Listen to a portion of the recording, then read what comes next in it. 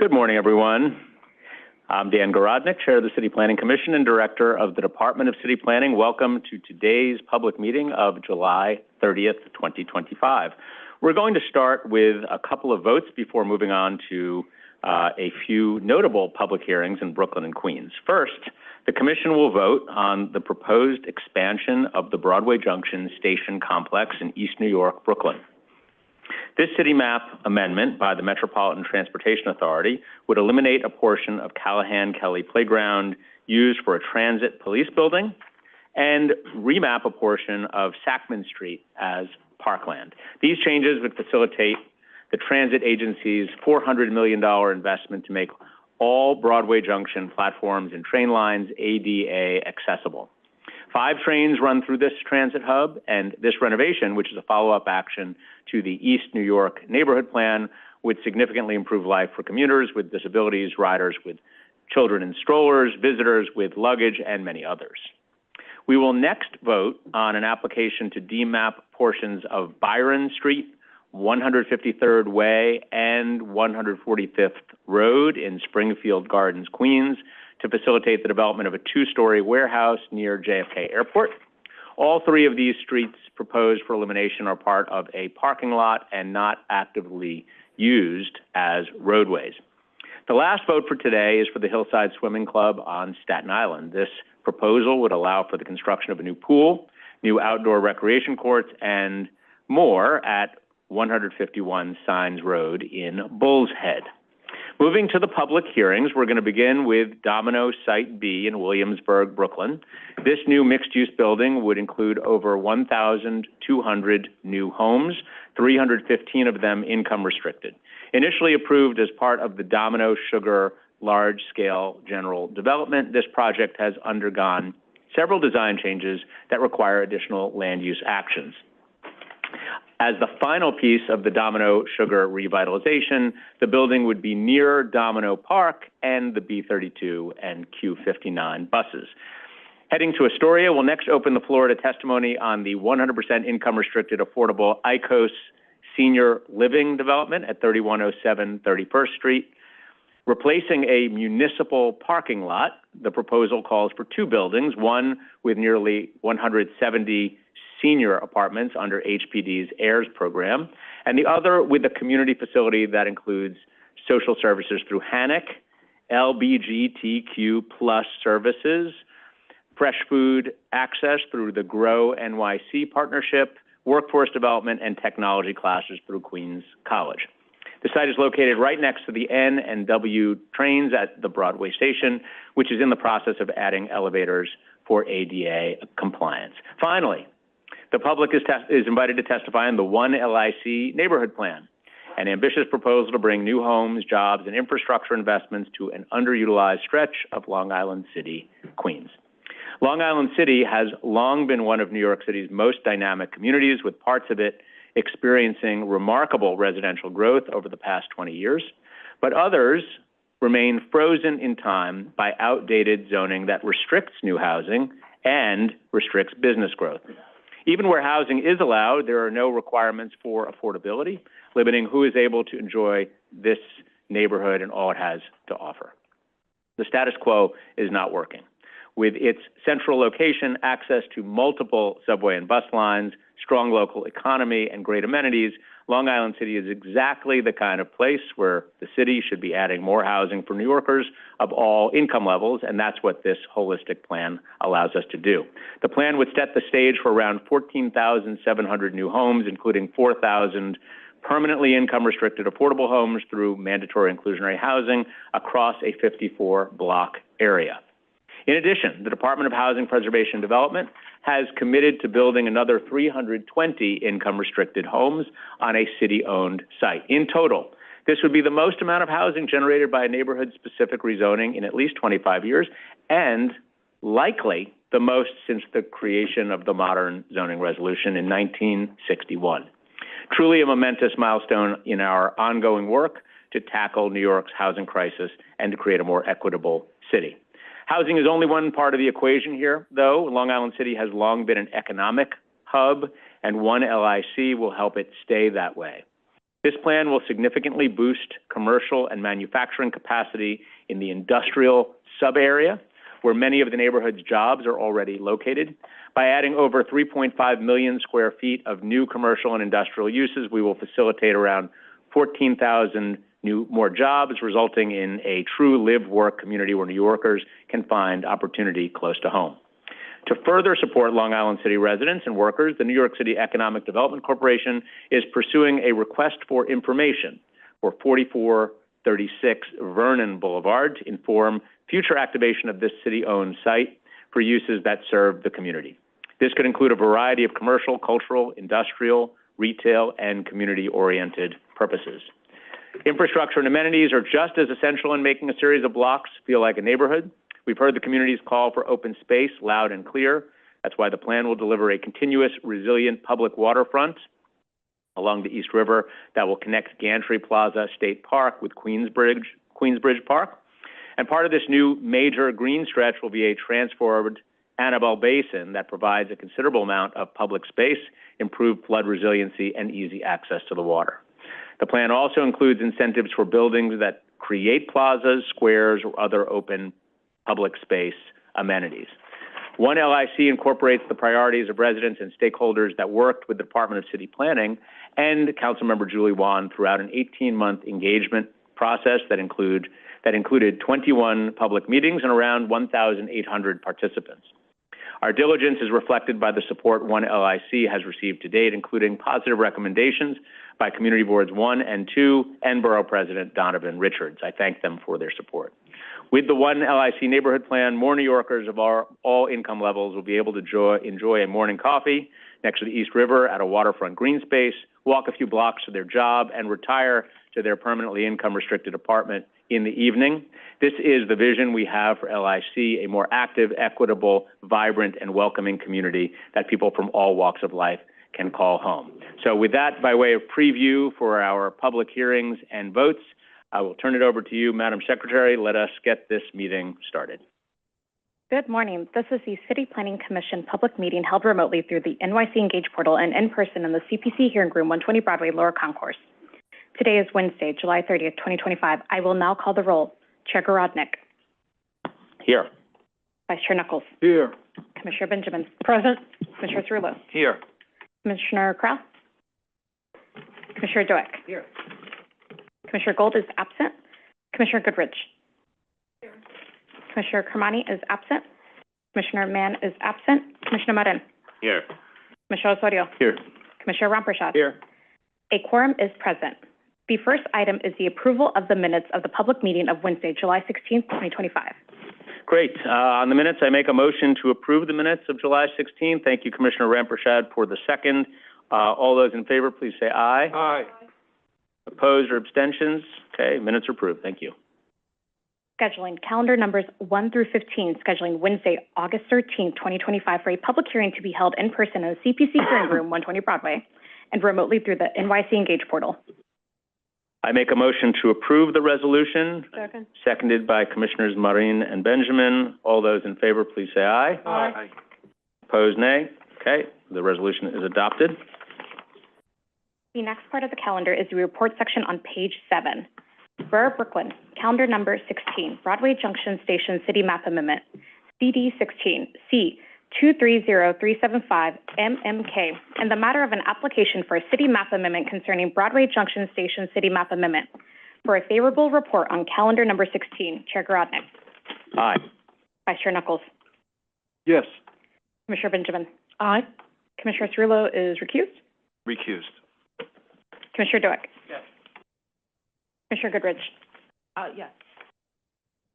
Commissioner Marin. Yes. Commissioner Osorio. Yes. Commissioner Ramprashad. Yes. A favorable report has been adopted on calendar number 16. Borough of Queens, calendar number 17, JFK Conduit Logistics Center demapping, CD 13, C 240151 MMQ, and the matter of an application for a city map amendment concerning JFK Conduit Logistics Center demapping. For a favorable report on calendar number 17, Chair Gorodnick. Aye. Vice Chair Knuckles. Yes. Commissioner Benjamin. Aye. Commissioner Cerullo. Yes. Commissioner Doak. Yes. Commissioner Goodrich. Yes. Commissioner Marin. Yes. Commissioner Osorio. Yes. Commissioner Ramprashad. Yes. A favorable report has been adopted on calendar number 17. Borough of Staten Island, calendar number 18. The Hillside Swimming Club, Inc., CD2, C250061ZSR, and the matter of an application for a special permit concerning the Hillside Swimming Club, Inc. For a favorable report on calendar number 18. Chair Garodnick. Aye. Vice Chair Knuckles. Yes. Commissioner Benjamin. Aye. Commissioner Cerullo. Well, given the fact that we are hitting almost 100 degrees today, I can't think of a more appropriate vote for the Hillside Swimming Club. So yes, happily vote yes. Commissioner DeWitt. I vote yes and agree we should have done a site visit today. Site visit.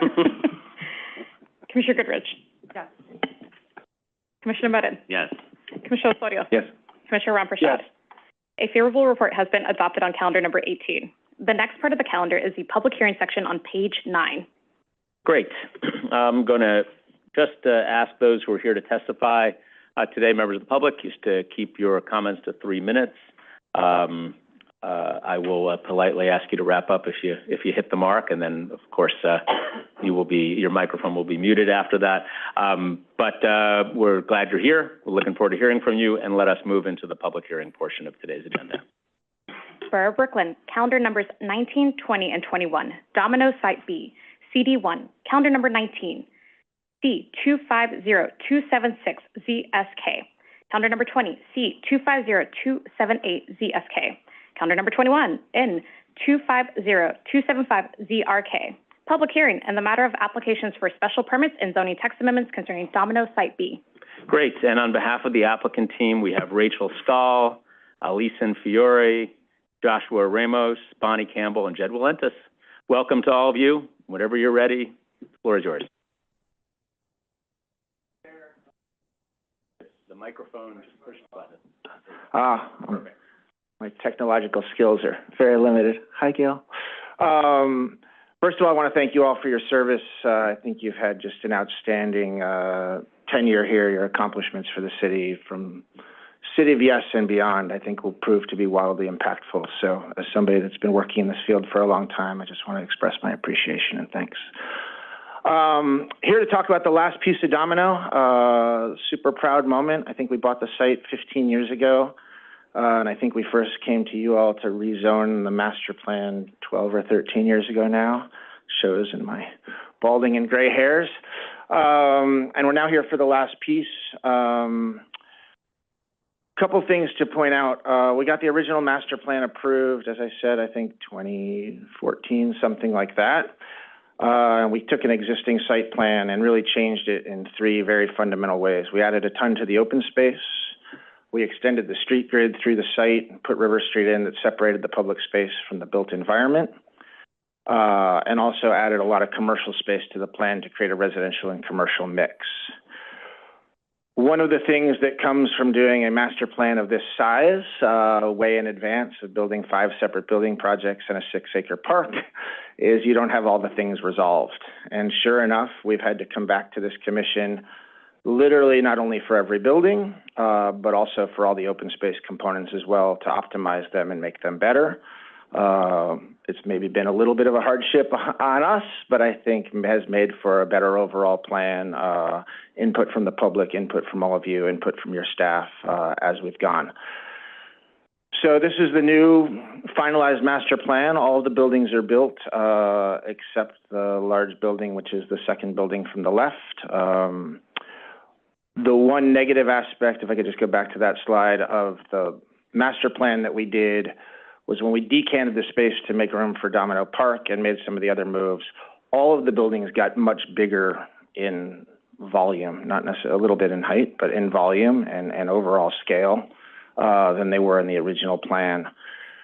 And it's caused some development concerns and some complications. I think that's the one negative drawback of the original master plan that we created.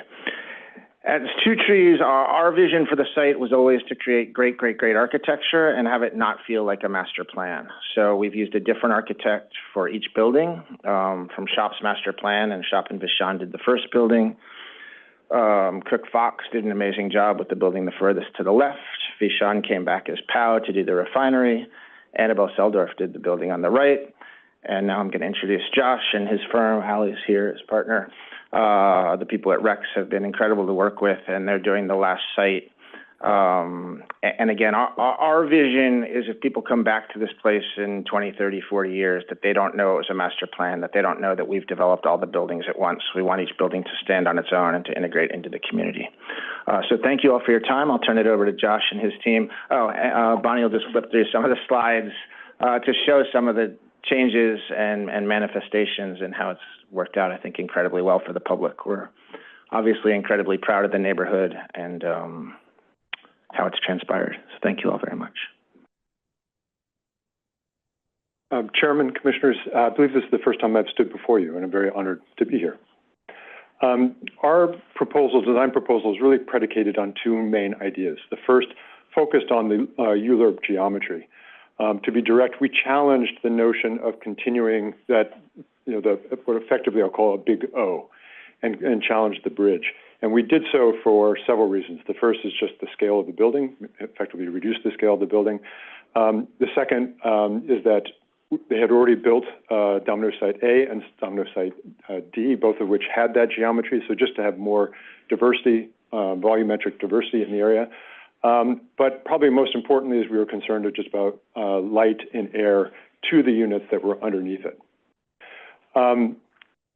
As a secondary idea, the plinth of the building, its height was actually predicated on the notion that there would be a public school in the base, and the SCA declined that option. And so that enabled us to reduce the plinth to make it more of a pedestrian scale.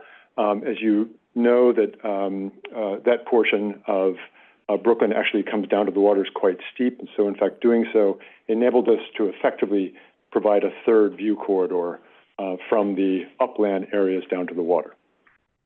And then the second major idea is that in order to provide a kind of typological diversity of units within the campus, is that we propose to wrap all of the pair of buildings with balconies. And this is, I think, an important point, to do it across all of the levels of affordability. So all unit sizes and levels of affordability. That was in part, I would say, our recognition of what New Yorkers wanted, particularly after seeing how all of us survived the COVID-19 pandemic. The idea of having private exterior space was quite important. I will say, though, that we had to overcome two challenges. One that is always the case with balconies, which is that you can see into your neighbor's unit. And the second is that just because of the volumetrics that were dictated by the ULURP, the view to Manhattan, if you would solve the problem as you normally do, which was with a privacy screen, those privacy screens would actually block a lot of the view to Manhattan. And so the proposal was to take the balconies and put apertures that are of an oval dimension. And the purpose for that is that as you move closer and closer to your neighbor's unit, the sine curve of the balcony front, the balustrade, would pull you to the window wall so you couldn't see in. But it had a secondary and pretty important aspect to it, which is that it allowed people at the pedestrian levels to look up through the building. It would break down the mass of the building and have sort of a visual features. So here's the building looking from the park, buildings looking from the park. This, I think, is probably the best image just to show that these apertures also create a pretty remarkable play of light and shadows, a phenomena on the building that would change over the course of the day. But the spacing of the apertures has a secondary benefit that people on the balconies always have a double height space above them, and they would have daylight to the balconies. And here you see that oblique view and the importance of not putting up privacy screens in what generated this entire sort of architectural proposal. And lastly, the sine curve of the glass of the balcony fronts creates subtle reflections that would just generally hide the detritus of light that people tend to put onto balconies. So here you see the original ULURP and the master plan, and Jed had already shown this. This is the evolution of the design. Again, the volumetrics of the master plan, and then the evolution of the design. One of the things we also changed was that we reduced the bulkheads. You can see how the bulkheads at the top of the building are actually reduced just to lower the effective view or scale of the building. And so now if you see that sort of covering that large mass with the balconies, going down to the pedestrian levels of the building, the plinth, we've continued the sine curve of the balcony fronts actually in the glass at the base.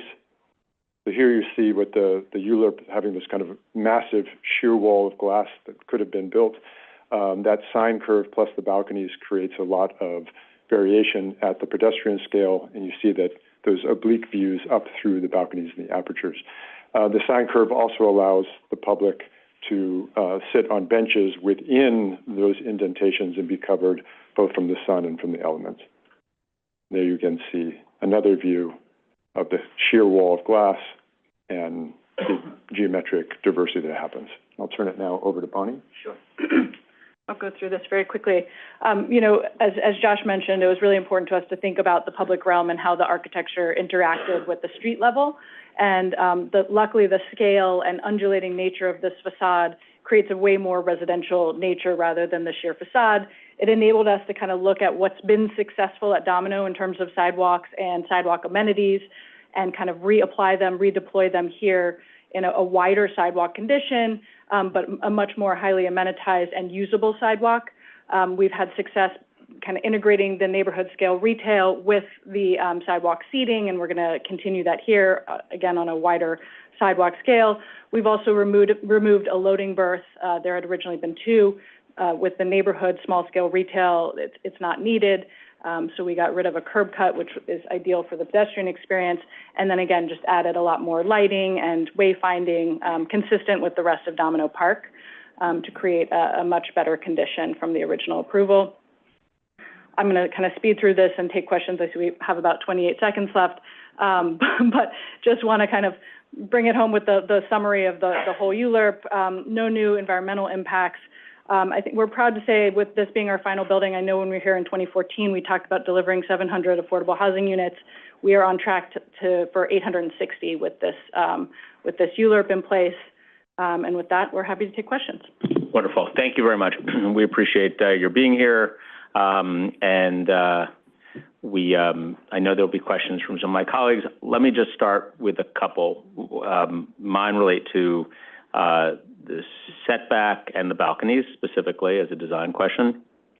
So Kent Avenue, that's a 60-foot street.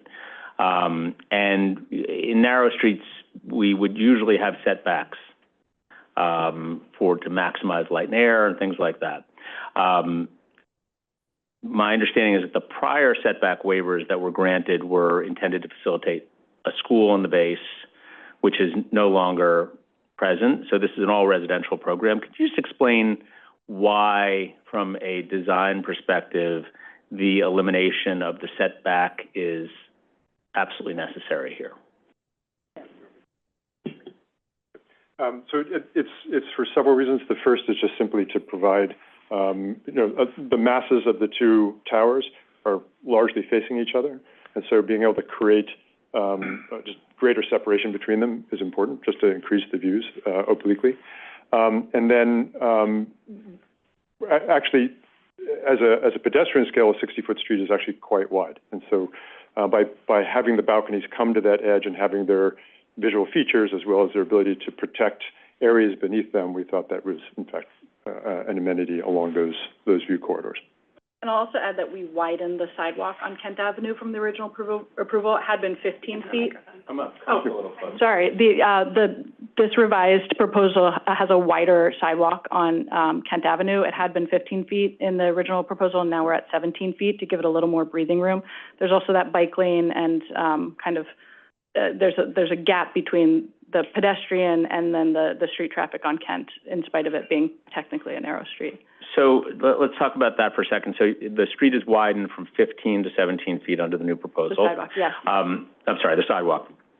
The balconies, which do have a very interesting design to them, they project over that sidewalk by about 7 feet, as I understand it. Is that correct? Sure. So the 7 feet of the widened sidewalk that are within the property line, that's where the balconies project. Got it. So they are over a portion of the 17-foot yes. sidewalk, right? Mm-hmm. Okay. the question that I have is whether that reads as an extension of the building itself as opposed to a projection out as a balcony. So for the design team, can you allay that concern? Have you considered alternatives that might lessen the impact? If you can address that in any way, I would appreciate it. Sure. So I'll just speak quickly from a land use perspective, and then I'll let Josh speak to the design. We really don't think that anyone walking on the sidewalk is going to feel that the sidewalk is taken away from them by these balconies. Part of that is the apertures and the way that light is going to play. We think it'll actually be very interesting from a pedestrian scale to see kind of that angled light and how it changes throughout the day. The balconies also don't start until, I want to say, about 57 feet up, so it is a very large gap before they start. They're not starting close to people's heads or anything like that. But let me let Josh speak to design considerations. That's correct. It starts actually at the top of the fourth floor. There'd be 4 floors before the first balcony, and it's at 57 feet. Okay, and one more question for you, Josh. You said something in your presentation. I just wanted to make sure that I understood it. It had to do with the detritus of life or something along those lines. Can you just explain how that is addressed on these balconies? Because I think it was an important point, but I also think I missed it. Yeah. The detritus of life, people put, well, they're not supposed to put barbecues, but they often do. But they'll put bicycles, they'll put deck chairs and so forth out there. And so having the curved glass, and so we selected glass very intentionally. The glass just has subtle reflections on it because of the curvature. If it was flat glass, it would still have reflections, but you would basically see through it. But when you have the curvature, it creates a kind of play of light on them, and that helps to hide the things behind it. Thank you. Vice Chair Knuckles? With the withdrawal or not going forward of the SCA, what is the vision for the base now, Jay?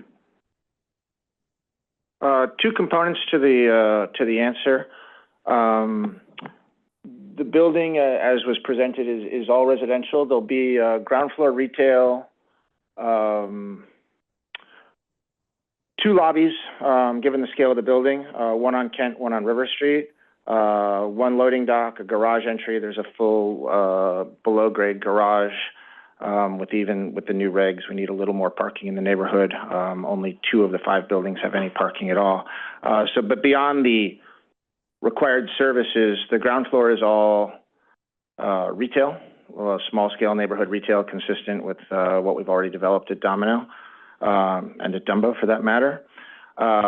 Given the water table and flooding concerns, we've moved all the mechanical infrastructure up to the 2nd floor. So most of the 2nd floor is taken up with mechanical infrastructure. And as we move, we're not fully at an all-electric building here, but we've taken a number of steps since our last project. It's incrementalism.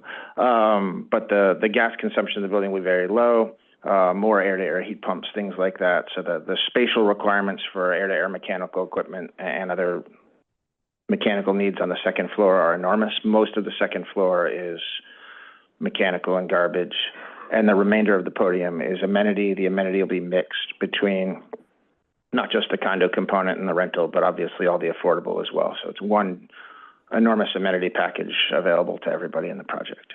That's the entirety of the podium.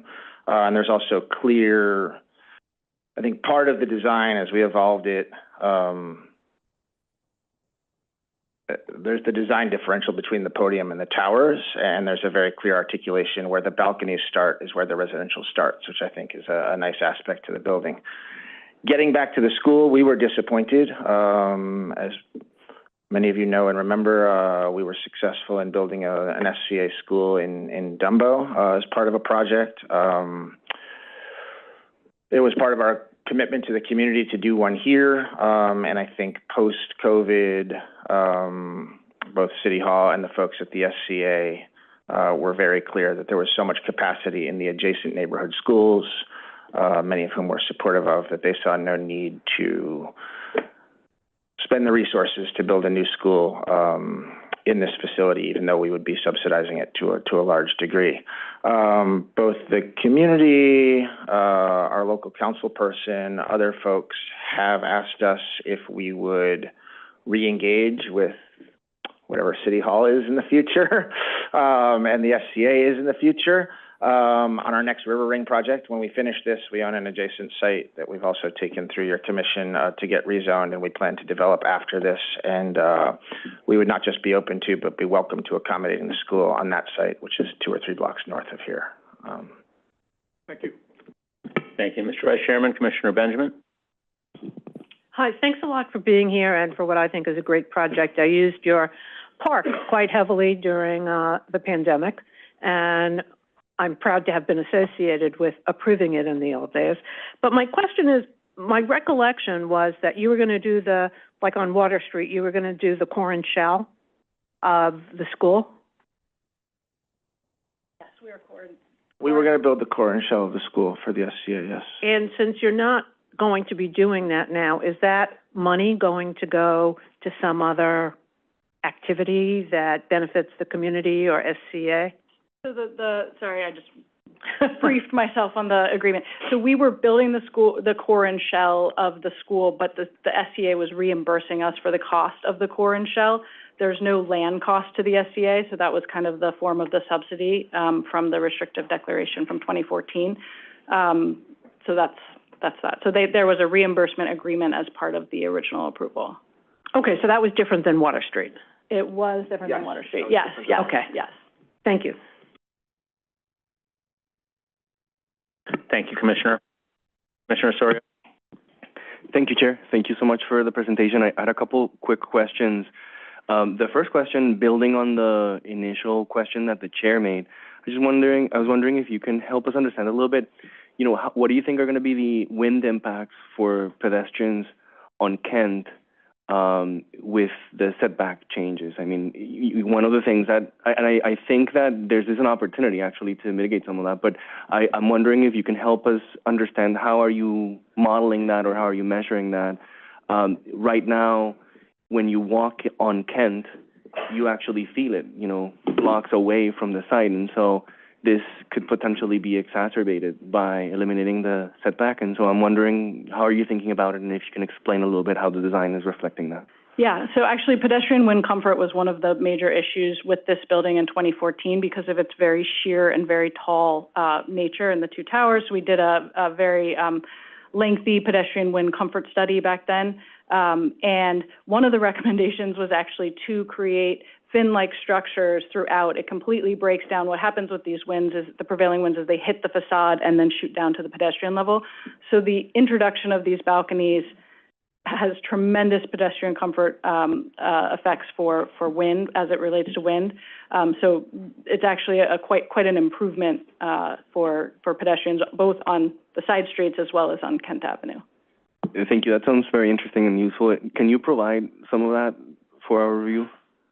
Sure. Yeah, thank you. Appreciate that. The second question has to do with the change regarding the school.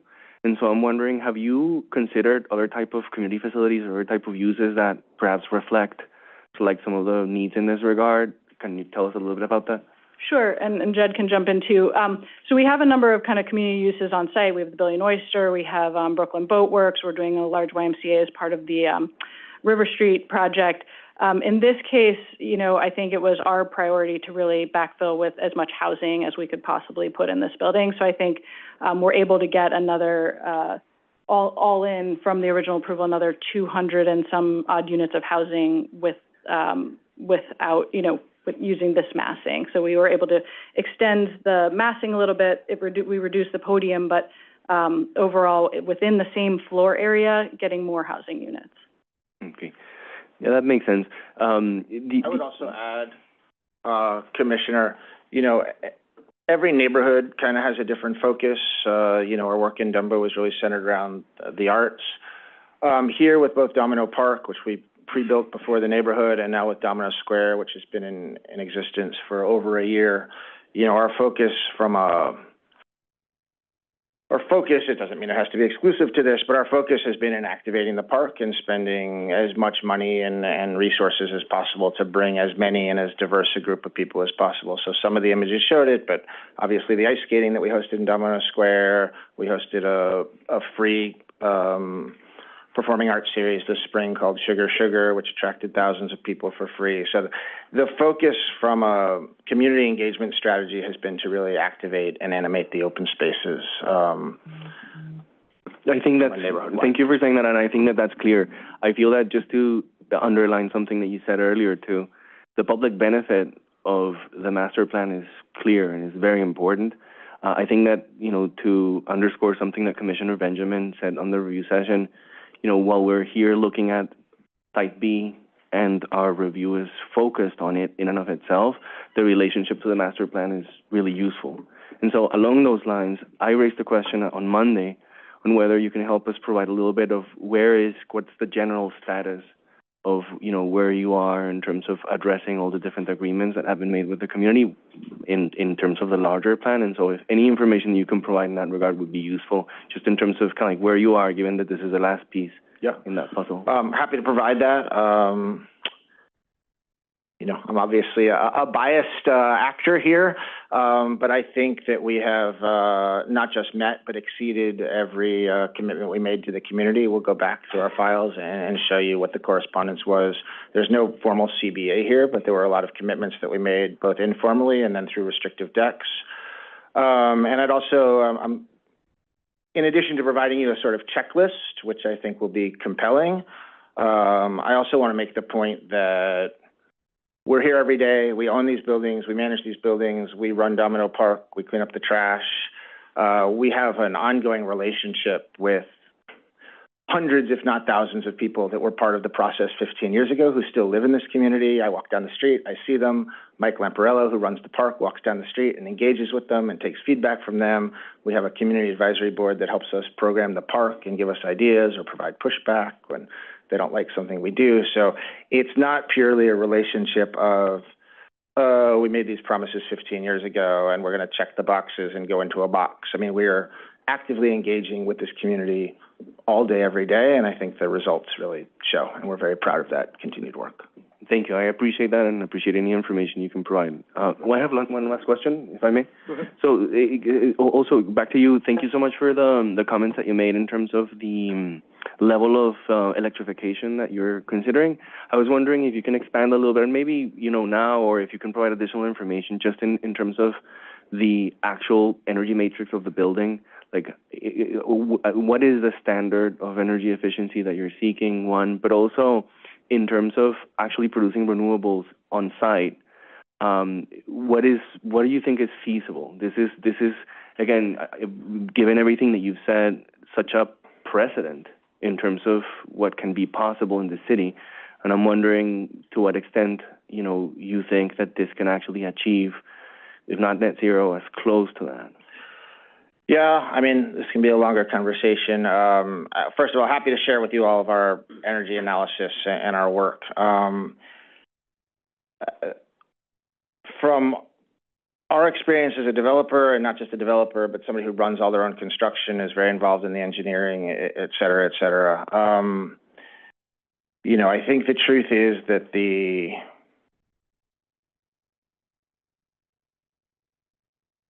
grid and the electrical infrastructure component is not where it needs to be. You know, to go to all electric in today's world, the reality in New York City at this moment in time is that from a pure carbon standpoint, that's not necessarily the most productive thing to do, right? On the margins, us burning gas on site to accomplish certain things is more carbon neutral than given the status of the grid today. The grid is not caught up to where it needs to be. Now, you might say that's not my prerogative, but that's the truth. We looked at geothermal components in our piles here. It's never really been done at this scale, and we ended up choosing to not do it. The benefit and the risk far outweighed the perceived cost, and engineering complexity and uncertainty in terms of providing comfort to our tenants, which is ultimately our maximum responsibility. So we're constantly pushing the envelope on this. Happy to connect with you all kind of offline in more detail on what our process was. We took a couple steps much further than the last project, which was only 2 or 3 years ago, but but started off with, we should go all electric on this building, and given the fees that are coming and and we really went through the work with our engineers. It didn't make sense either for us or, to be honest, from a macro urban standpoint. What I will say, just to finish up, and along the lines of us looking for ways to make the city healthier as a whole, and to mitigate our impacts, we are starting construction soon. We've talked about this with this group a little bit before, but we're starting construction the next year on a wastewater treatment plant for the entire neighborhood. So it doesn't affect electrification, but to mitigate our impact on the city's water and sewer systems, we're building an enormous, it'll be, I think, the largest private one built in the city. There's one Battery Park City that's very effective. That's something that we figured out we can do that doesn't have a lot of the negative impacts associated with some of the electrification work where the public infrastructure part's not caught up. So that should be online in the next year and a half or so. It'll be an amazing project and hopefully a prototype for other large-scale developments to follow as well. Thank you for your candidness and your thorough response. I appreciate that. I think that now more than ever, New York City, New York State need to activate committed investments from the private sector, and you are an example of that. I think that thinking about this contextually and neighborhood-wide is what we need to do. To the extent possible, I would encourage you to explore off-site clean energy generation as well, and maybe build on some of the precedents in Brooklyn that have achieved net zero and high rises that way. I appreciate what you've shared in terms of exploring on-site generation and the constraints that you have. If you can share that information, that would be extremely useful for us.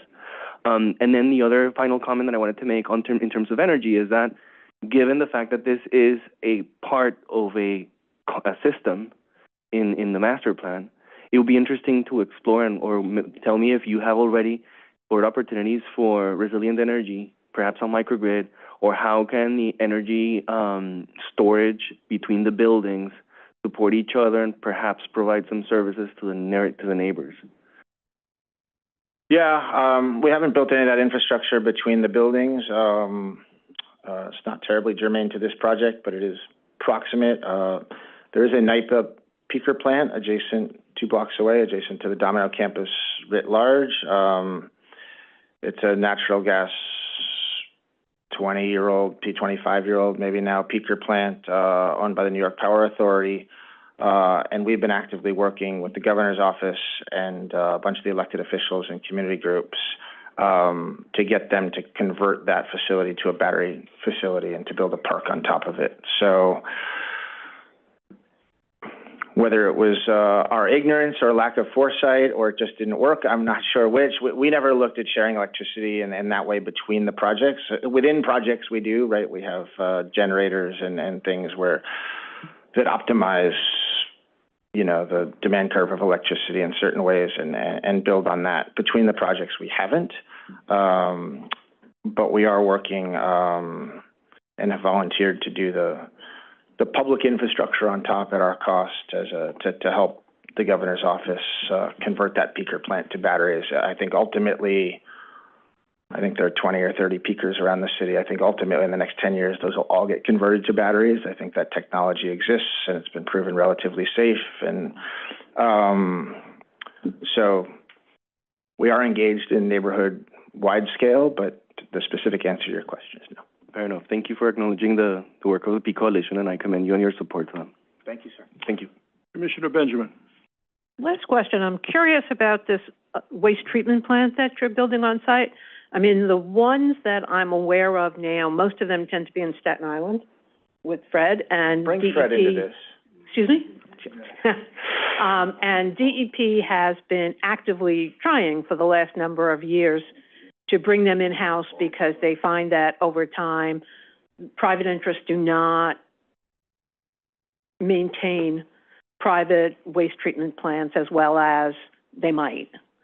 How have your discussions with DEP gone, and how will you be ensuring that this waste treatment plant, I'm assuming that it's not going to have its own outfall, it's going to go into... Actually, it is. So believe it or not, this was a DEP-inspired initiative. So we went to DEP with a limited reuse plan just to treat the amount of water that we would naturally reuse in flush toilets, in cooling tower makeup, and in gray water for the park. And that would be based on first flush? That would be based on first flush. Then DEP came to us and said, hey, you guys are in a kind of unique position. You have below Domino Park kind of a large footprint, A. B, you have 2 new private outfalls that were built in conjunction with Domino Park. So if we were to, and C, our treatment plant north of here in Greenpoint is like fully at capacity, and they have major CSO issues, as you know. That's the Newtown Creek facility, yeah? That's correct. So they said, hey, if we were to kick in a grant to expand your facility, so it's not just, I think it was 100,000 gallons per day, to a 400,000 gallon per day facility. So we're treating not just the water that we can naturally reuse, but all of the wastewater for the whole campus. It gets treated. So these are very different than the Staten Island private scale. This is like, it's essentially a municipal treatment plant that's regulated by DEC, DEP, like everyone.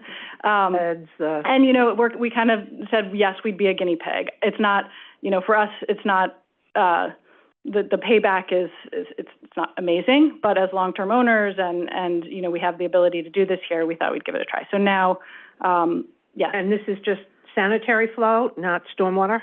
Not stormwater.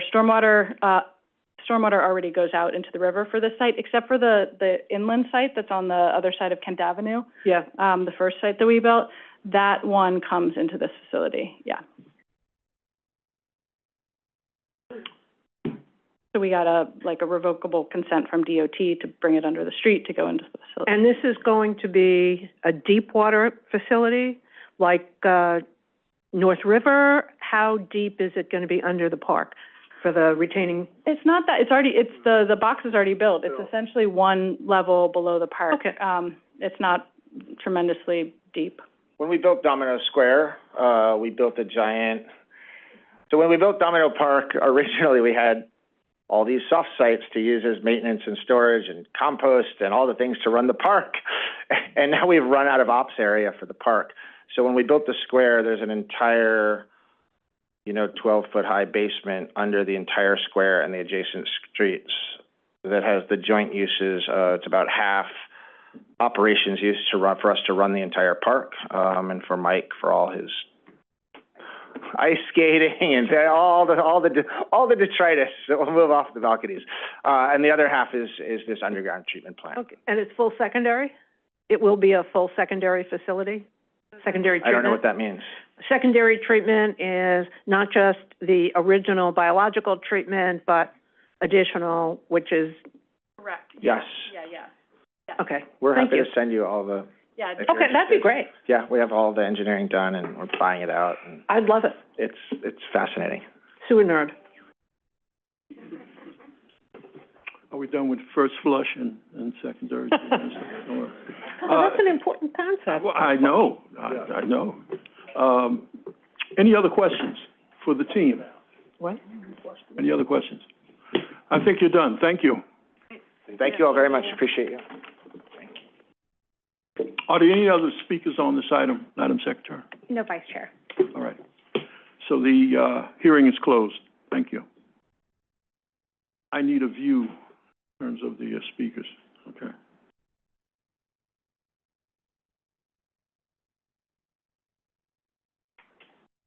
Okay. Borough of Queens, calendar numbers 22, 23, and 24. ICO Senior Living, CD1, calendar number 22, C 250208, ZMQ. Calendar number 23, N 250209, ZRQ. Calendar number 24, C 250207, HAQ. Public hearing in the matter of applications for zoning map and zoning text amendments, UDAP designation, project approval, disposition of city-owned property concerning ICO Senior Living. Okay. And I can announce the team, yes. We are joined by an applicant team for 10 minutes. We have Samuel Britnick, Richard Ross, Frank St. Jacques, Jugan Chung, Annabelle Muner, Emmanuel Kevin Parrish from HPD, and then Alexa Mendel. Okay. Thank You have you. your 10 minutes. Can we pull up the presentation? Okay, thanks.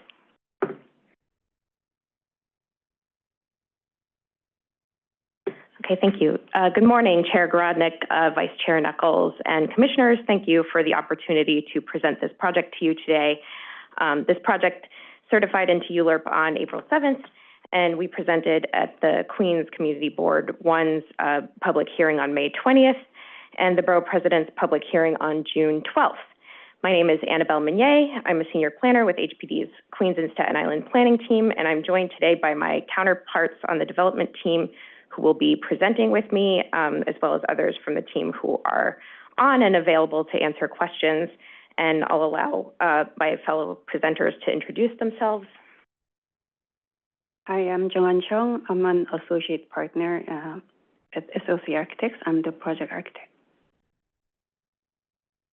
Good morning. My name is Richard Ross. I'm Director of Housing at Hannock. Nice to meet you all. Good morning. I'm Alexa Mendel. I'm with Mega. We're co-developer and contractor on the project.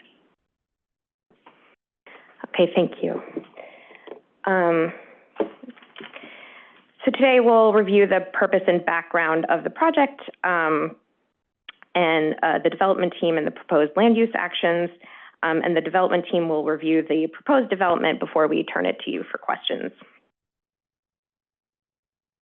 HPD issued the RFP for this site in 2019 under the Seniors First initiative, which addressed the need to provide 100% affordable housing for 30,000 senior households by 2026. The city identified underutilized city-owned public sites, including DOT municipal parking lots, as part of Housing 2.0 under the de Blasio administration. And after a thorough review process of applications, Hannock and Mega Development LLC were designated for the RFP in January 2021. A bit more about the development team. As you can see here, Mega was founded in 1990, has built over 10,000 residential units throughout New York City. Mega has throughout its time worked with community-based and non-for-profit organizations to develop and construct quality residential projects that meet the needs of residents. Hannock was founded in 1972 and has served the Queens community for 50 years. Hannock owns and manages over 650 units of affordable housing in Queens and serves multiple populations for social services and specializes in developing affordable housing for low-income seniors.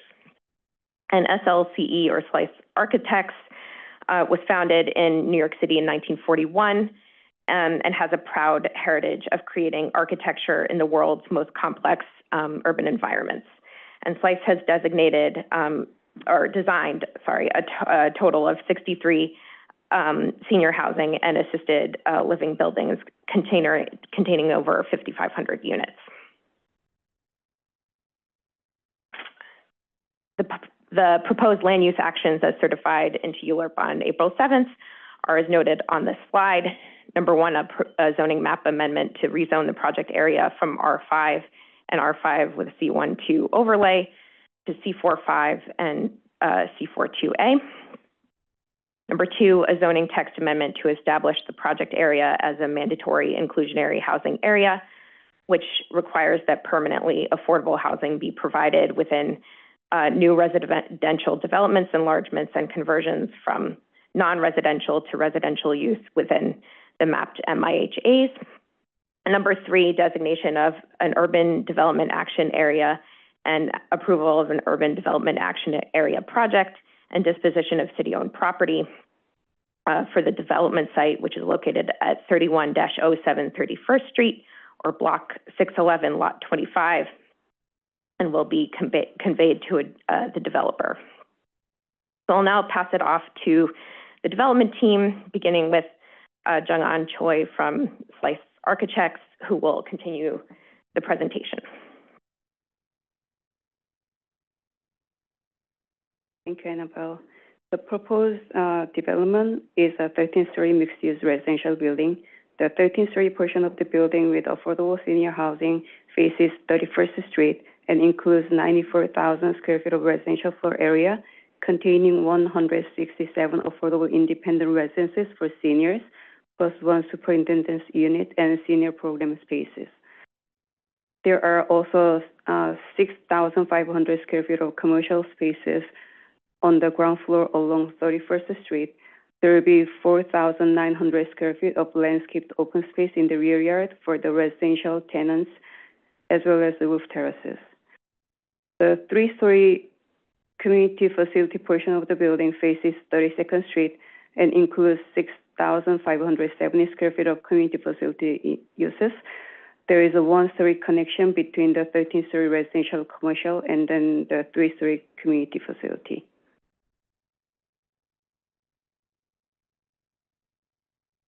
ECOS will incorporate the following sustainability features: the Enterprise Green Community Certification, solar panels on rooftops.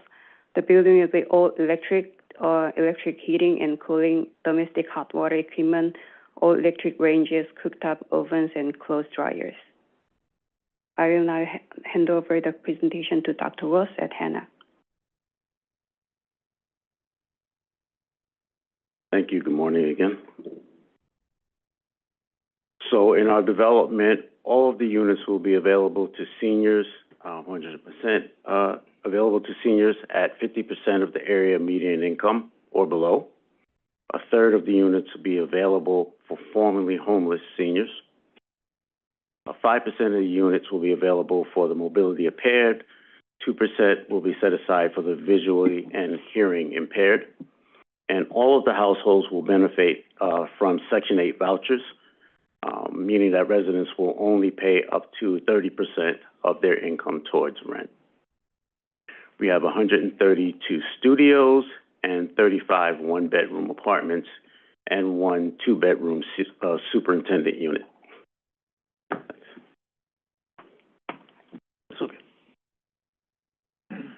So in regards to community preference, some of this I mentioned already, up to 20% of the units will be available for community residents, which is really nice, and 5% for civil servants. The units will be available through Housing Connect 2.0, so that anyone who has a desire to apply for the apartments can apply, of course, given the preferences. In this Queens Community District 1, we've estimated that almost 2/3 of the senior citizens are rent burdened, meaning they spend more than 30% of their income on housing costs. CB1 also estimates that the vacancy rate in this area of Queens is below 1%, which means there's a dire need for housing at all levels. Again, the CD community statement specified that senior housing is in a dire state and deeply needed, given the low vacancy rate and the lack of affordability in this community.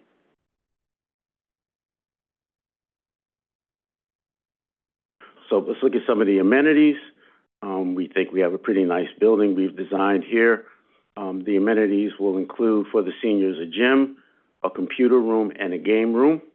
We'll also have services available for the residents, including workforce development for older adults. Many older adults are still working into their 70s. We'll have health and wellness programming, and we'll also have transportation services for the seniors for their appointments, such as health appointments. We'll also have arts and educational workshops. In addition, there'll be specialized social services available to those folks that are formerly homeless seniors through the HRA SARA program. Okay, I'll now give the floor over to Alexa Mendel with Mega. Thank you.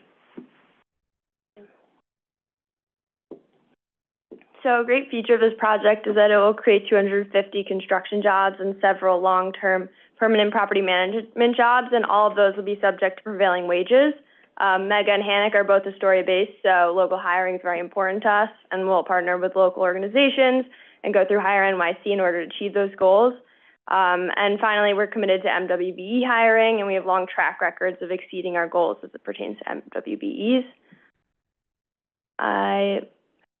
I'll pass it up to Annabelle in case there's any questions. Sorry, that was just to review the timeline, but I think you're familiar. So that concludes our presentation. Thank you, Alexa, and everyone else. and we'll turn it over to you for questions. Okay, thank you very much. Questions? Commissioner Goodrich? Hi, good morning. Thank you so much for your presentation. Mayor Adams released a new plan this week under the SARA program about having more two-bedrooms in senior housing. There's this belief that most seniors are single and only need a studio, but studies show that that's not actually true. And I'm wondering for this particular development, since it falls under the same program that the mayor has this new program under, which is a SARA program, how does that impact? I see that there's only one two-bedroom.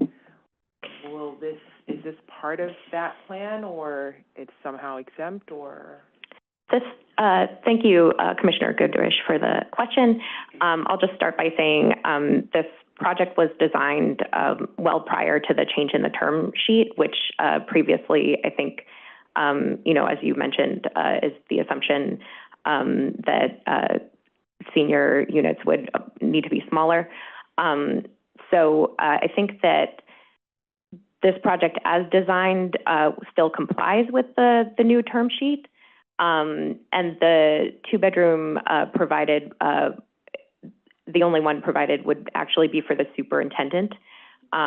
So if we were to consider two bedrooms, that would require a change in underwriting and obviously the design of the building. And I am not sure if the building would be able to provide as many units, so we need to look into that. Under the plan. So this project does not fall on. Yeah, I think we can look into it and get back to you. I don't know if it will need to comply with the new underwriting, but I'm sure our teams will be looking closely at that. So just to triple clarify, and then the existing two-bedroom would not actually be for tenants who are applying, it would be for the superintendent? Correct. So I'm curious, why is it listed on the,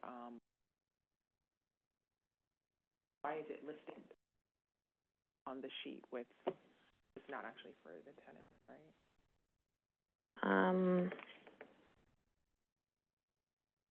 It's listed as the super's unit. Yeah. Thank you. No problem. Commissioner Osorio? Thank you, Vice Chair. Thanks so much for the presentation. I had a quick question, and I also just first wanted to acknowledge that slide where you talked about the sustainability measures. That's extremely useful, very important for me. I understand that, now is really the norm, and I commend HPD for this in terms of committing to enterprise energy standards. While that's necessary and very important in terms of energy efficiency, that's not bringing us closer to net zero. And so I'm wondering, you mentioned that there's some solar, and I'm excited about that. So I'm wondering if here or maybe in writing you can provide a little bit more information in terms of how much energy are you expecting will be clean energy produced on site, whether there's going to be any storage planned. Given the fact that these are senior housing units, it would be useful, I think, to understand what are the potential emergency provisions that could be feasible. So anyway, if you can respond to any of that now or later in writing, I would appreciate that. Thank you, Commissioner Osorio. I will just say we'd be happy to respond in writing, but I will allow the project team experts to weigh in if they can. Good morning, Commissioners. Emmanuel Kokonakis with Mega. So we have done geothermal feasibility for the site, so that is our plan to do geothermal here for heating, cooling, and domestic hot water. That sounds great. If you can provide any information on that, because that wasn't in our documentation, and it's great news. Yes. And so in terms of, but you're also doing solar, right? Yes. If you can maybe help us understand what the energy matrix looks like, that would be fantastic. Absolutely. Thank you. I have another question for HPD, if I may. Thank you. This is just kind of like an overall question. I'm very interested in understanding, again, kudos and I think given what we just heard, this is important. You know, the creation of this amount of affordable housing with geothermal and solar is really, really important. I'm wondering if you can help us understand what is the criteria that the agency uses to decide where you are producing renewable energy versus the places where you're only investing in electrification, passive house toward the enterprise standard. Not now, certainly, but I would love to understand specifically how much resources do you have for that?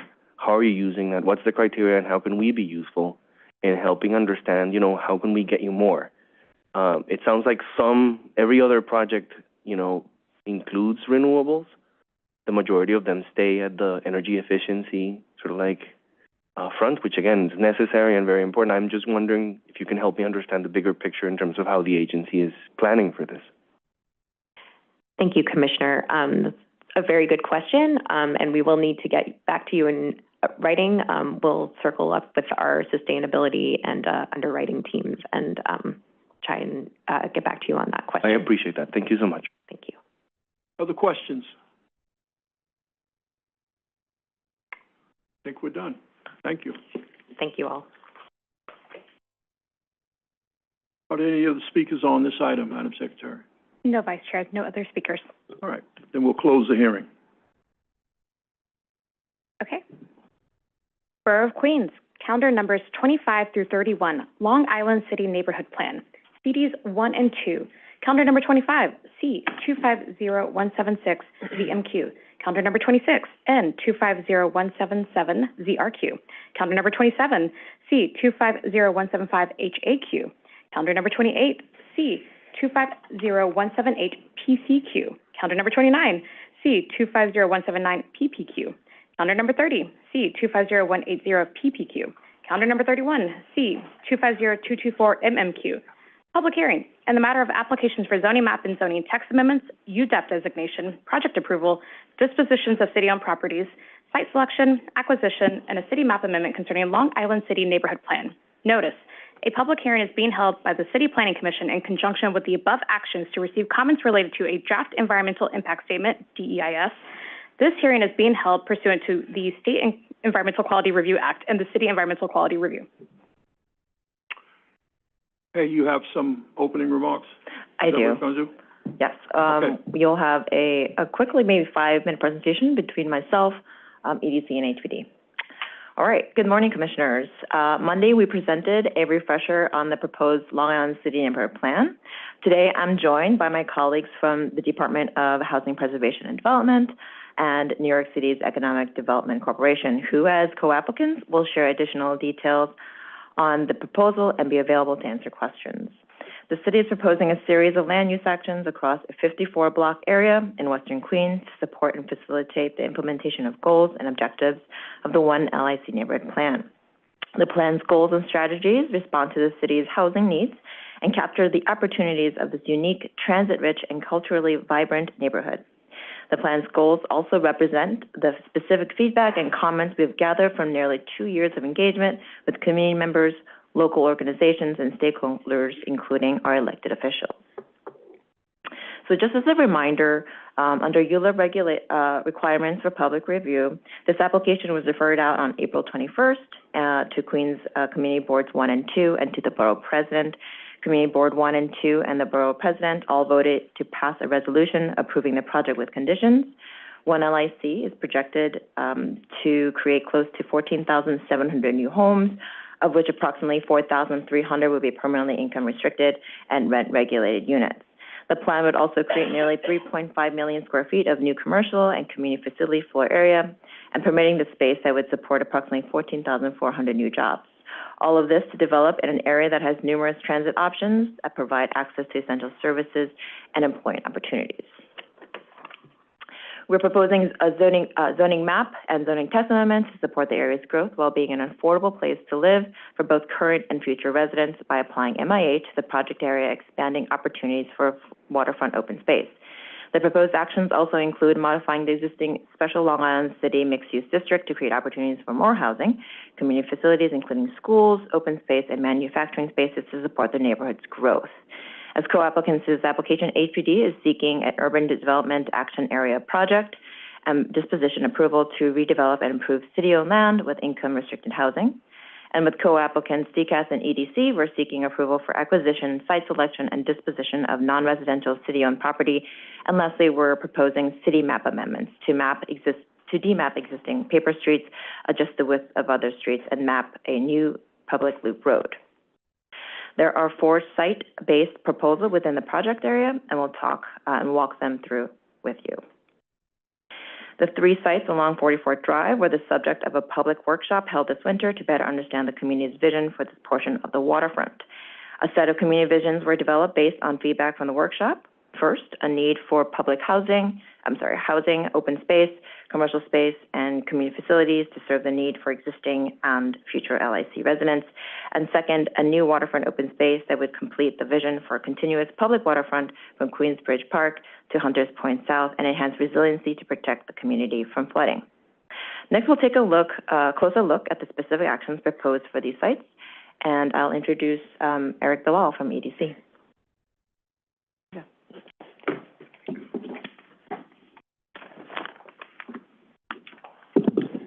Thank you, Hek-Young. Good morning, Chair Gorodnick. Good morning, Commissioners. My name is Eric Bilal, Vice President in the Neighborhood Strategies Department at EDC. I'm joined today by Adam Marr, Senior Vice President and Head of Neighborhood Strategies Department, as well as Joseph Hilferty, Vice President in the Land Use Department. With co-applicants, DCAS and DCP, we are seeking disposition authority for the city-owned properties at 4436 Vernon Boulevard and 499 44th Drive. These sites are currently occupied by New York City Public School offices and an adjoining parking area that supports citywide operations. Approval of this action would give the city the ability to facilitate the redevelopment of the sites consistent with the community-serving uses expressed by the public during the 1LIC engagement process. In May 2025, EDC released an RFI, or request for information, for the New York City Public Schools Vernon building. The RFI informed by the engagement process, which included online surveys and an in-person public workshop focused on the city-owned sites that Hek-Young mentioned, is soliciting concepts to redevelop all or a portion of this building through adaptive reuse, which is an early step in informing approaches to these public sites. Of course, any development of the sites would be subject to future public procurements.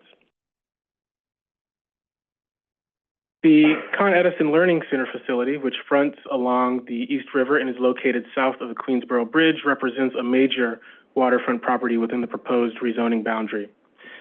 As co-applicants with DCAS and DCP, EDC is seeking acquisition and site selection authority for part of Block 488, Lot 114, which aligns with the nearly 900-foot-long waterfront portion of the Con Edison property, and is consistent with the area that is implicated by the proposed updates to the Northern Hunters Point Waterfront Access Plan. The portion of the site contemplated for acquisition is currently used as parking and underutilized space along the bulkhead area. Approval of this action would enable the city to acquire an interest in the waterfront portion of this lot through an easement in the future, which would facilitate the implementation of a continuous public open space connection along the East River shoreline from Gantry Plaza State Park to Queensbridge Park. Thirdly, the development rights generated by the lots under the ramps to the Ed Koch Queensboro Bridge are subject to disposition approval at Block 428, lots 12, 13, and 16, and Block 429, lots 13, 15, and 29. This disposition action is necessary for the city to enter into any potential future agreements with private entities on the adjoining privately owned sites. There's no known project at this time. However, the distribution of these development rights would be subject to a future competitive and public RFP process. The RFP process would allow the city to maintain control over what development rights are conveyed and how they are used towards the greater need of the city. Detailed programmatic requirements would be outlined in the future request for proposals. With that, I'll pass it to my colleagues at HPD.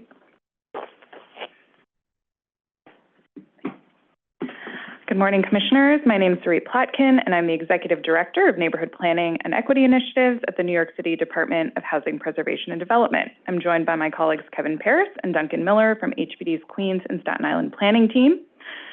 Tenants and homeowners in LIC are feeling the pressure of rising housing costs and a shortage of available homes, which is underscored by the city's lowest vacancy rate since the 1960s at 1.4%. We heard repeatedly throughout the public process that affordability was a key priority for LIC residents. In addition to the over 4,000 homes projected through mandatory inclusionary housing under the LIC plan, the city is going beyond MIH to create more deeply affordable housing on public sites. HPD is seeking an Urban Development Action Area program and disposition of 44-59 45th Avenue to facilitate 320 affordable homes with new community facility or retail space. The project would serve New Yorkers with a range of incomes, and redevelopment would be pursuant to a future competitive RFP following Euler. To promote healthier homes through quality housing and support existing residents, HPD has three key strategies in LIC. The first is Partners in Preservations, HPD's anti-displacement program, which will fund local Western Queens community-based organizations to combat landlord harassment and support tenant organizing and coalition building in rent-regulated and at-risk buildings. Second, funding for the anti-harassment tenant protection program was restored through City of Yes for Housing Opportunity, and this program provides legal services to address housing violations, harassment, and eviction proceedings. And third, we'll provide on-the-ground Know Your Rights canvassing and partner with community-based organizations and elected officials to organize trainings and housing resource fairs. And lastly, we look forward to hearing more from LIC stakeholders today about their housing needs. To support existing homes and expand home ownership opportunities, HPD has three key strategies. The city's renewed commitment to the Homeowner Help Desk will ensure Long Island City homeowners have access to a one-stop shop if facing foreclosure, tax liens, deed theft, and maintenance issues. Local CBOs are funded by this program, which is a partnership between HPD and the Center for New York City Neighborhoods. We also recently relaunched Home Fix, that offers low or no interest home repair loans and will serve up to 450 households per year. And HPD will also better connect prospective LIC homeowners to our down payment assistance program, Home First, which allocates up to $100,000 toward the down payment or closing costs of 1 to 4 family homes. Thank you, Eric and Sarit. And to close, the department with co-applicants EDC, HPD, and DCAS proposes zoning map and text amendments along with site-specific actions and city map action amendments to promote housing, open space, and job growth. One LIC is an opportunity to envision the Long Island City neighborhood from a former industrial hub into a mixed-use and inclusive community. Ensuring growth is met with smart planning for infrastructure, sustainability, and climate resiliency. And with that, the team and I are happy to take any questions. Thank you. Thank you. Thank you. All righty, we'll start with Commissioner Goodrich.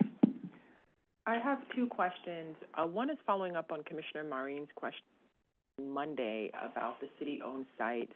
And just to clarify, so will the affordable housing on the city-owned site, will that be 100% affordable housing, or is it just the units will be affordable housing? So I can start off. The publicly city-owned site on 44 Yeah, sure. You know what? HPD will take your question. Great. I'll start off, and then EDC will continue. So thank you for that question, Commissioner. So as discussed, the project at 44 Now I'm the one getting mixed up with that. Okay, so as discussed, the project at 44-59 44th Avenue, that is a DOT site, will be 100% affordable. As discussed, 320 affordable homes. We have yet to determine the program. There will be a future RFP and ongoing engagement with stakeholders that will get us closer to determining the affordability program for the site. For the remaining sites on the other side of 44th Drive, there's ongoing work with city planning, EDC, local stakeholders to think through the appropriate affordability mix in the future. There are, of course, a number of considerations that are still underway. These are a very challenging complex of several sites. We are, thinking through infrastructure development, phasing, relocation, et cetera. But right now, what we do know, what is very loud and clear from the public engagement that we did, is that there is a desire to see housing, open space, non-residential facility as well. And so there will be a mix of all those things. We're doing due diligence on all of those considerations that I just mentioned, and working towards clarity in the future. So just to clarify, so one of the city-owned sites will be 100% affordable housing, and for the others, it's not clear. For the others, we're still working through all of the factors that I just mentioned, but we know that it's a high priority for stakeholders to have affordability on the sites. And we also know that there is a high priority for non-residential space, open space, and we're working through kind of initial steps of all the due diligence, thinking through relocation, planning for infrastructure and those costs, and phasing for those 3 RFPs alongside kind of like future programming. So there's like a lot of due diligence still needed before we can speak to specific affordability programs. I think EDC can say more. Yeah. Thanks, Sarit. It's a great question. I can speak a little bit more to the other 2 city-owned sites. That's 4436 Vernon Boulevard and 499 44th Drive. I wonder if we can pull up the slide that shows, I can pull up the slide. Yep. Great. It's okay. I've got the power. Yep, there you go. There you go. Okay. Let's do one more here. Okay, great. Thank you. So Sarit spoke about 4459 45th Avenue. I'll just say a little bit about the other 2 sites. Obviously, this is a bundle of 3 city-owned sites. It's a fantastic opportunity. The city has consistently heard strong community interest in a diverse mix of uses here. But as you can see from the image, the Vernon building takes up about 50% of the terra firma of the other 2 city-owned sites, not the 45th Avenue site. So some of those initial steps that Sarit mentioned include the RFI, which is intended to help us better understand, the city better understand community visions and priorities and different concepts for how that building might be adaptively reused. We do expect and we do believe that these sites can accommodate a kind of comprehensive economic development approach that combines affordable housing with local access to family supporting jobs. The answer to the question of what that mix looks like is still very much TBD, but as I mentioned, we're taking initial steps through this RFI and in consultation with a council member to determine what that mix might look like. So just to clarify, so my question is, for the housing that would be built on it, if 100% of that housing will be affordable, and what I'm hearing is sort of a different perspective plan, which is there will be housing, but then the other part of the space might be commercial. So I guess I wanted to just get some clarification for my question, which is, so if we know that there's going to be housing, do we know that 100% of that housing will be affordable? Because or is it going to be a mix of affordable housing and private development or market rate housing? Understood. So I'm not really, not that I'm not really interested, but all the other uses, like if it's used for a public community space, but I'm just focused on the housing. Sure. So do we know that the housing that would be built on that site would be 100% affordable, or would that be a mix of private market housing and affordable housing on a city-owned site? Understood. So the housing on the 4459 45th Avenue site would be 100% affordable housing. Housing developed on the other 2 sites, that's TBD. And I can speak more to the process a little bit if that's interesting to you, but suffice to say that we are working through exactly what a housing program would look like on these 2 sites. I think it's important to note that we obviously recognize the extraordinary need for housing across the city, and we do know that the city is doing everything that they can to identify opportunities to deliver that affordable housing.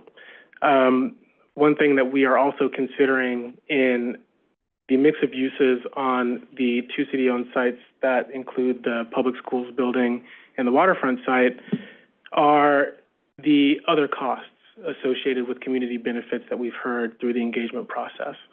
You know, we understand that there are limited resources associated with this plan, and it's important to highlight that there are scenarios where market rate housing could help offset some costs of some of those uses that we've heard desired from the engagement process.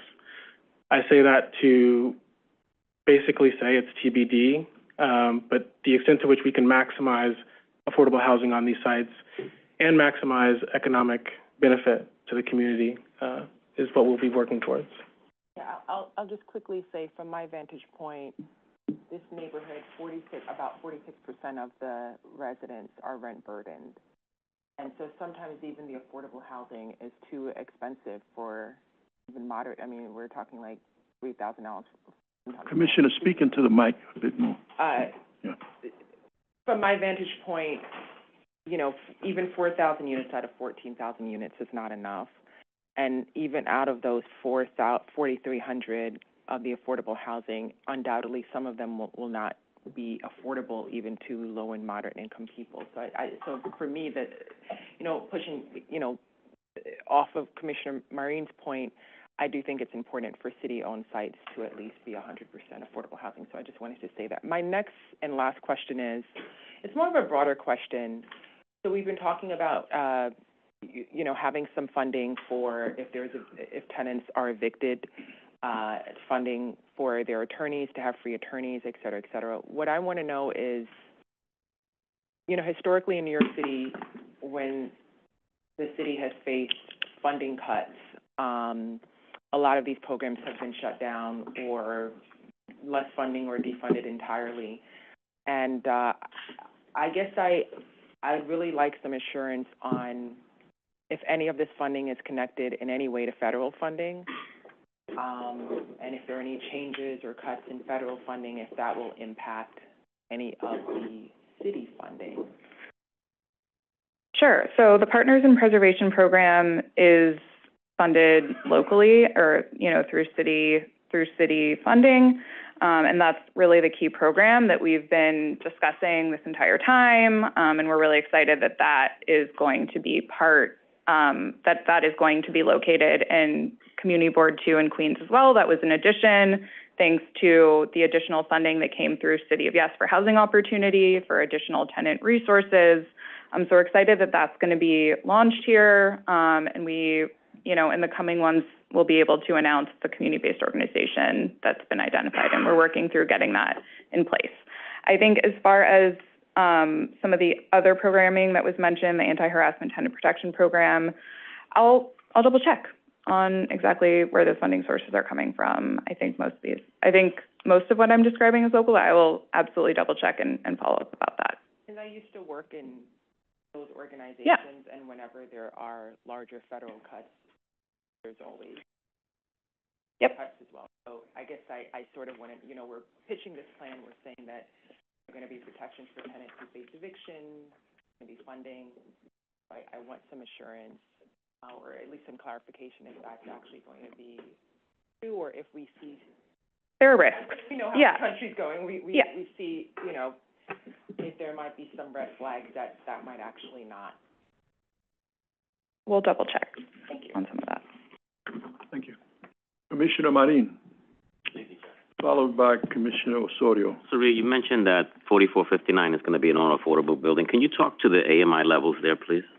Yeah, so we don't have the AMI levels yet. There's no program yet, hence my mention of like a future RFP and ongoing engagement with the council member and the community, which goes for all of the public sites. So for all of the public sites, we obviously did extensive public engagement during the plan, but that was the start, and we still have a long road ahead for these sites in terms of like ongoing conversations and RFP release. So there's, more work ahead.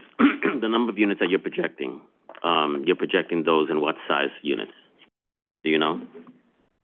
I mean, I think these would be kind of our standard 850 square foot. Usually that's like our assumption for environmental review. And are you thinking studios to family-sized units? What's the thought there? Yeah, I mean, that would depend on what, which term sheet is ultimately selected, the breakdown of unit size. I mean, we know through our conversation, this is one of our goals in the plan, we know that there is a strong desire to see a mix of unit sizes, including family size units in the LIC area. That is, stated as, we heard that loud and clear, that's stated. I think that's definitely one of the benefits of kind of new housing coming to this area, that there will be kind of more of a mix and diversity of different housing types. So we're very aware of that need. Thank you. And my next, question or statement is exactly what, thank you, Commissioner Goodrich, for picking up on the question that I posed on Monday, is the fact that this is city-owned property and the desire to see this as 100% affordable is desirable, right? However, I do understand that there is a concept of cross-subsidization to be able to support the community-based spaces that the community is asking for. Is there any thought about what a mix would be at this point? Or are you letting the RFI and the information that you receive then drive what you will decide on the housing side?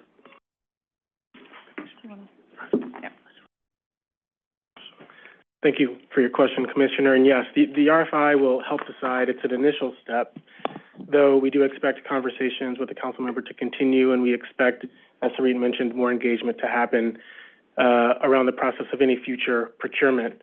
We mentioned the cost of other community benefits, but it's also important to note that there are pretty extraordinary costs associated with transforming these sites in terms of site preparation, right? There's ongoing city operations which would need to be relocated. There's environmental review and conditions that would need to be remediated.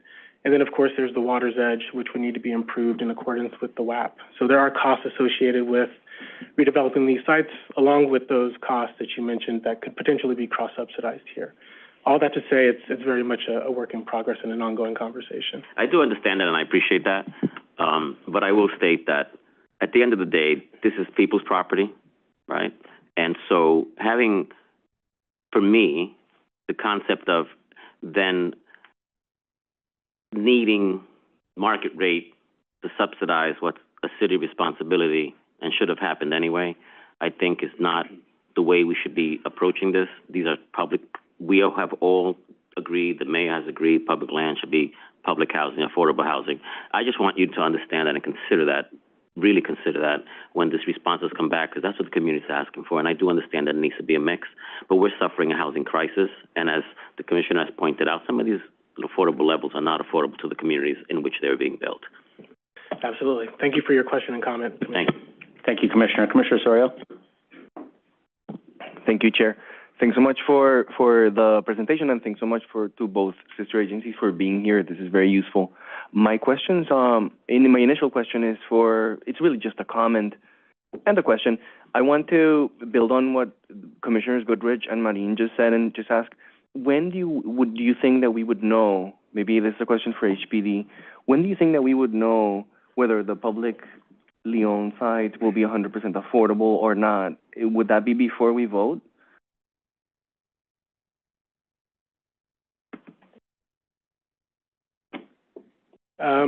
I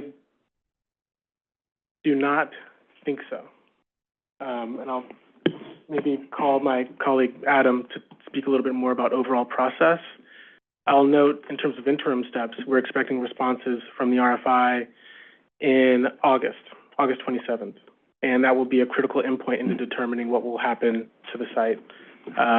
But in terms of affordability levels, I think that to be determined. Adam, I don't know if you have anything to add. Thanks, Commissioner. Yeah, I'll just say that it really is the subject of ongoing conversations with the council member. I can't really give a firm commitment as to what point the kind of final destiny of those sites will be set and determined. I think we hear loud and clear the position of you and the other commissioners today, and that's definitely something we'll be taking into account as we have those conversations. Thank you. That's useful. And I think to be, fair, I know how HPD has committed to building affordable housing 100% in public land in other neighborhoods. I think that we need to be careful because then the question is why in other places of the city and not here. But I understand the constraints and appreciate, anything you can do to do that. This is an exciting opportunity to create housing, but if it's not 100% affordable housing in public land, we're missing an opportunity. The other question that I had, maybe this is for EEC. So in your response to Commissioner Goodrich, you brought up the businesses, the potential for economic development. And so in addition to potential direct and indirect displacement of residents, the EIS signals an important potential displacement of businesses, including some of them in the industrial business zone. And so I understand, that you're saying, look, we have the opportunity to create more jobs, to build more, to help people afford housing here. But I'm wondering if you can sort of lay out what is the plan to mitigate potential displacement of businesses here. I'm going to hand that over to my colleague from City Planning. Thank you. Let me get back to you on the mitigation, the act, because as I noted on Monday, it's still being fleshed out. But for the RFI specific to 44-36, there has been sort of an ask to be creative of the small businesses and maker spaces that could come into the space. So I'll get back to you on the specific mitigation, but that's still being worked out. Okay, thank you. Appreciate that. Thank you, Commissioner. Okay. Thank you very much to all of you for your responses and, of course, for all your work to date on this plan. We're now going to go to members of the public who wish to be heard on the Long Island City Neighborhood Plan, starting with what looks like a handful of folks who are with us on Zoom. And we're going to kick it off with Mandana Limbert, followed by Christina Chase.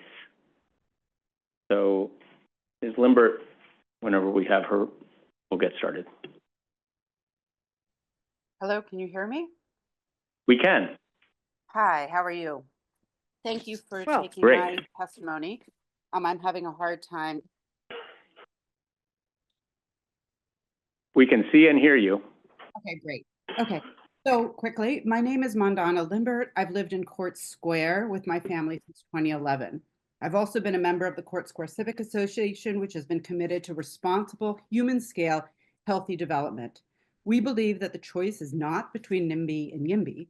Instead, we advocate for resilient, high-density, low and medium-rise building, where human-scale living with active green spaces can create a healthy social and economic environment. As we just heard with regard to the Domino Plan, the positive changes have been greater open space and and public spaces, while the negative concerns have been about scale, light, and air. Indeed, the one LIC proposal and the DEIS fail to provide more open space and instead will create more of the negative impacts of scale as noted in Brooklyn. In fact, hidden in the DEIS with the one LIC proposal is a significant loss of open space, as well as excessive shadows, increase in urban heat island effects, among other anti-human scale consequences. For example, the DEIS claims the project adds 4.38 acres on the waterfront, but buries the fact that open space will actually drop by nearly 20%, and active open space will drop to 0.2 acres per 1,000 residents, far below the city's own guidelines of 2 acres per 1,000. Similarly, Local Law 1065 mandates that the city increase its tree canopy to 30%, yet Court Square is currently at 5%. And the DEIS completely ignored the city law, pretending it does not exist. Instead, even currently, despite the mandatory rules to plant trees and have wider sidewalks with new development, a number of recent towers along Jackson Avenue just fail to do so. And the plan, as we know, allows unrestricted R9 and R10 towers that are not only in an evacuation flood zone, but the unrestricted heights come with other exceptions from what I understand, do not require trees, setbacks, or wider sidewalks that are so critical. Even beyond the evacuation zone, the scale is off. For example, the M1 4A or 8A corridor on 44th Drive allows for new construction completely out of scale with existing development in this corner. The corridor should be reduced to M1 3A R7A proportions and extended to 44th Road. Furthermore, the M1 6A zone should under no circumstances be allowed to abut the more modestly scaled 44th Drive corridor. In a neighborhood that already suffers from serious urban heat island effects, and which has been a nightmare not only this week, but much of the summer, and is the third lowest in the city for open space, this plan makes LIC the absolute lowest. That's shameful. Yes, build more housing, but instead of 65 heat-producing towers, please. Thank you. That's actually human scale and. Thank you very much. We're going to move on to Christina Chase, followed by Kenny Greenberg.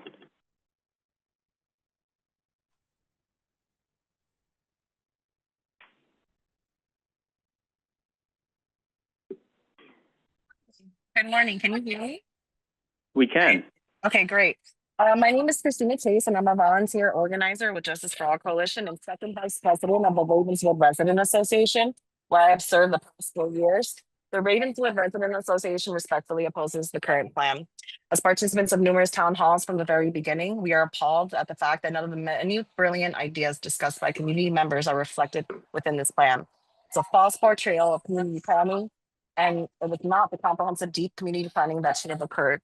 We witnessed sterile facilitation tables that were often alienating, intimidating, or condescending, with no deep explanation of land use changes and implications for DCP or XYZ, rather than an actual process for us to participate and meaningfully incorporate our needs and desires. This is particularly alarming. I'm sorry, my baby is crying in the background.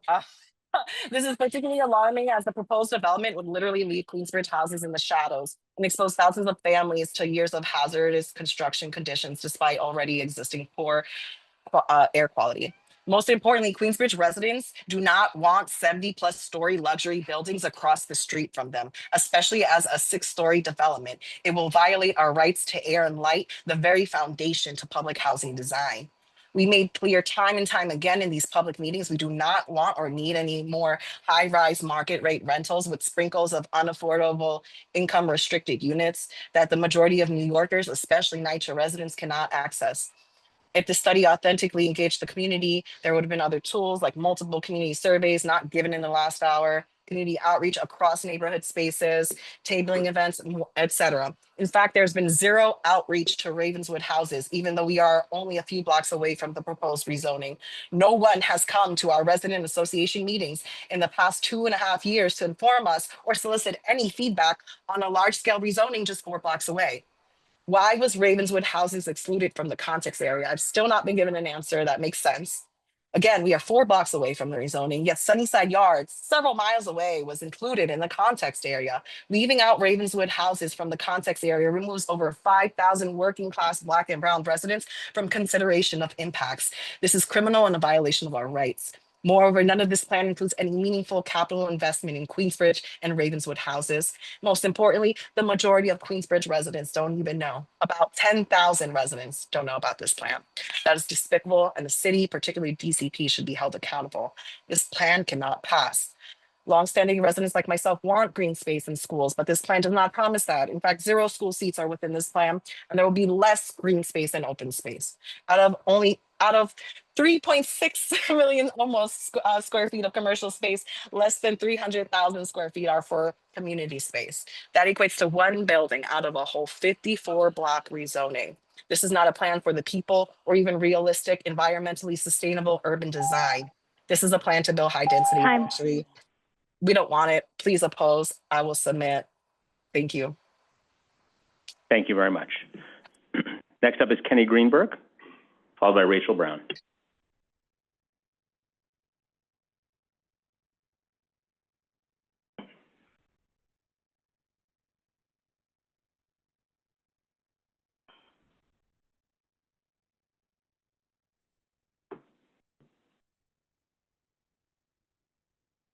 Hi, am I speaking now? We've got you. Can hear you. Welcome. Great. Thank you. My name is Kenny Greenberg. I am here to urge the Commission to set conditions that address disruption to our community that the plan as is does not fix. I appreciate Commissioner Osorio highlighting displacement of existing businesses. The viability of small manufacturers, makers, and creators are absolutely threatened. There is a promise that by building more, this will bring rents down, but that has not historically been the case in the city's fastest growing neighborhood. And were that promise to become reality, it would only be in the future at the expense of pressure on our existing businesses. The impact applies to mom and pop delis, dry cleaners, restaurants, artists, musicians, and many more.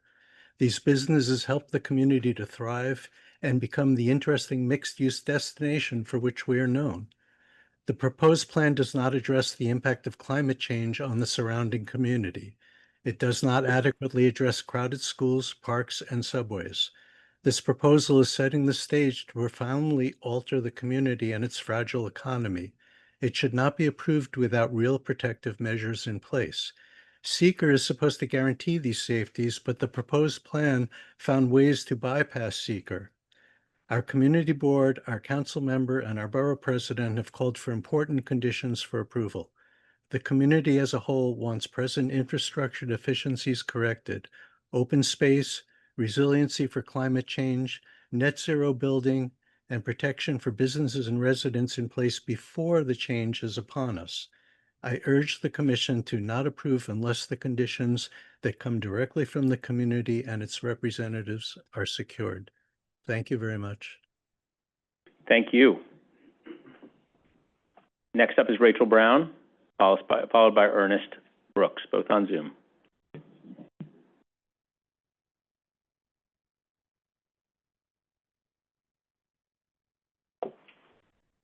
Hello, can you hear me? We can. Great.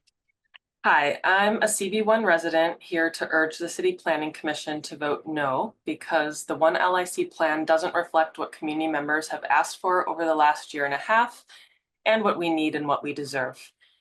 We need community-led, equitable development that puts people over profit. The draft proposal claims it will create affordable housing and commercial spaces, but it will not be affordable for working class people or small businesses. This upzoning will displace us, just as Williamsburg and Greenpoint gentrification has displaced many long-term residents and mom and pop shops over the last 20 years.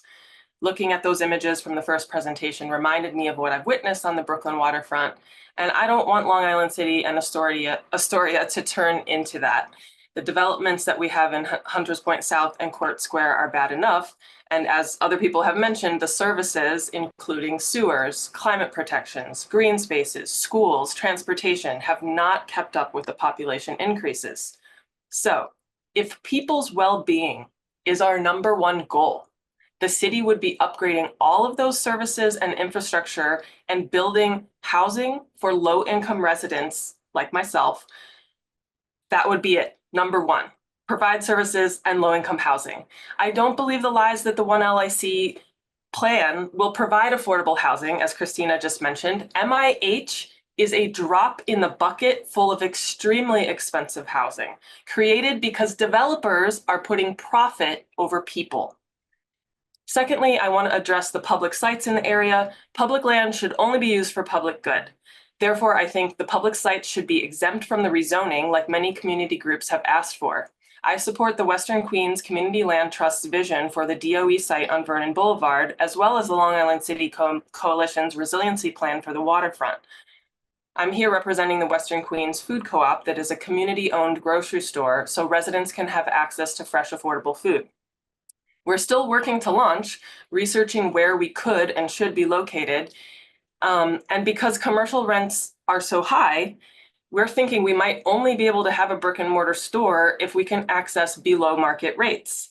And one hope for this is the DOE building. If the site is exempted from the upzoning and the Western Queens Community Land Trust, a community-controlled not-for-profit can adapt the building into the Queensboro people space, creating affordable commercial rents for small businesses, working artists, and nonprofits.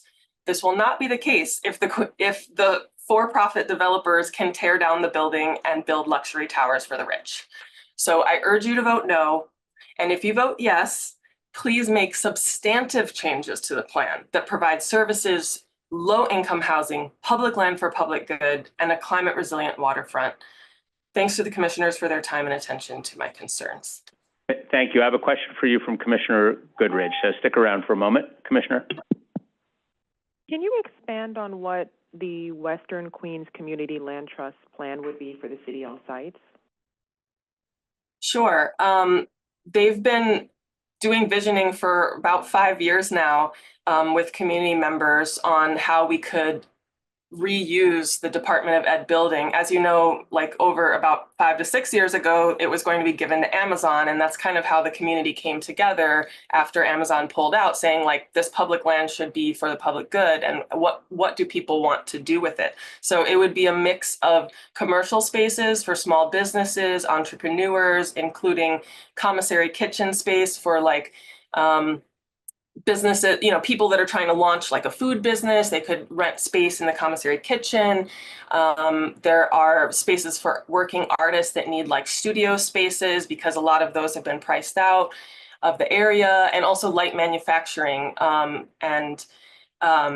Because that's another like historically economic rich part of Long Island City that is being pushed out, and especially if they get rid of the manufacturing zone, we're gonna have even less of that. And those are good jobs for people to have. So yeah, this building, if the CLT could repurpose it for community uses, I think it would be amazing. Thank you. Thanks, Commissioner. Thank you. Thanks for being with us. Okay, Ernest Brooks is up next on Zoom, and then I will note we're coming back into the room here with Sojung Kim, Edjo Wheeler, Rachel Cohen. Okay. We have Mr. Brooks.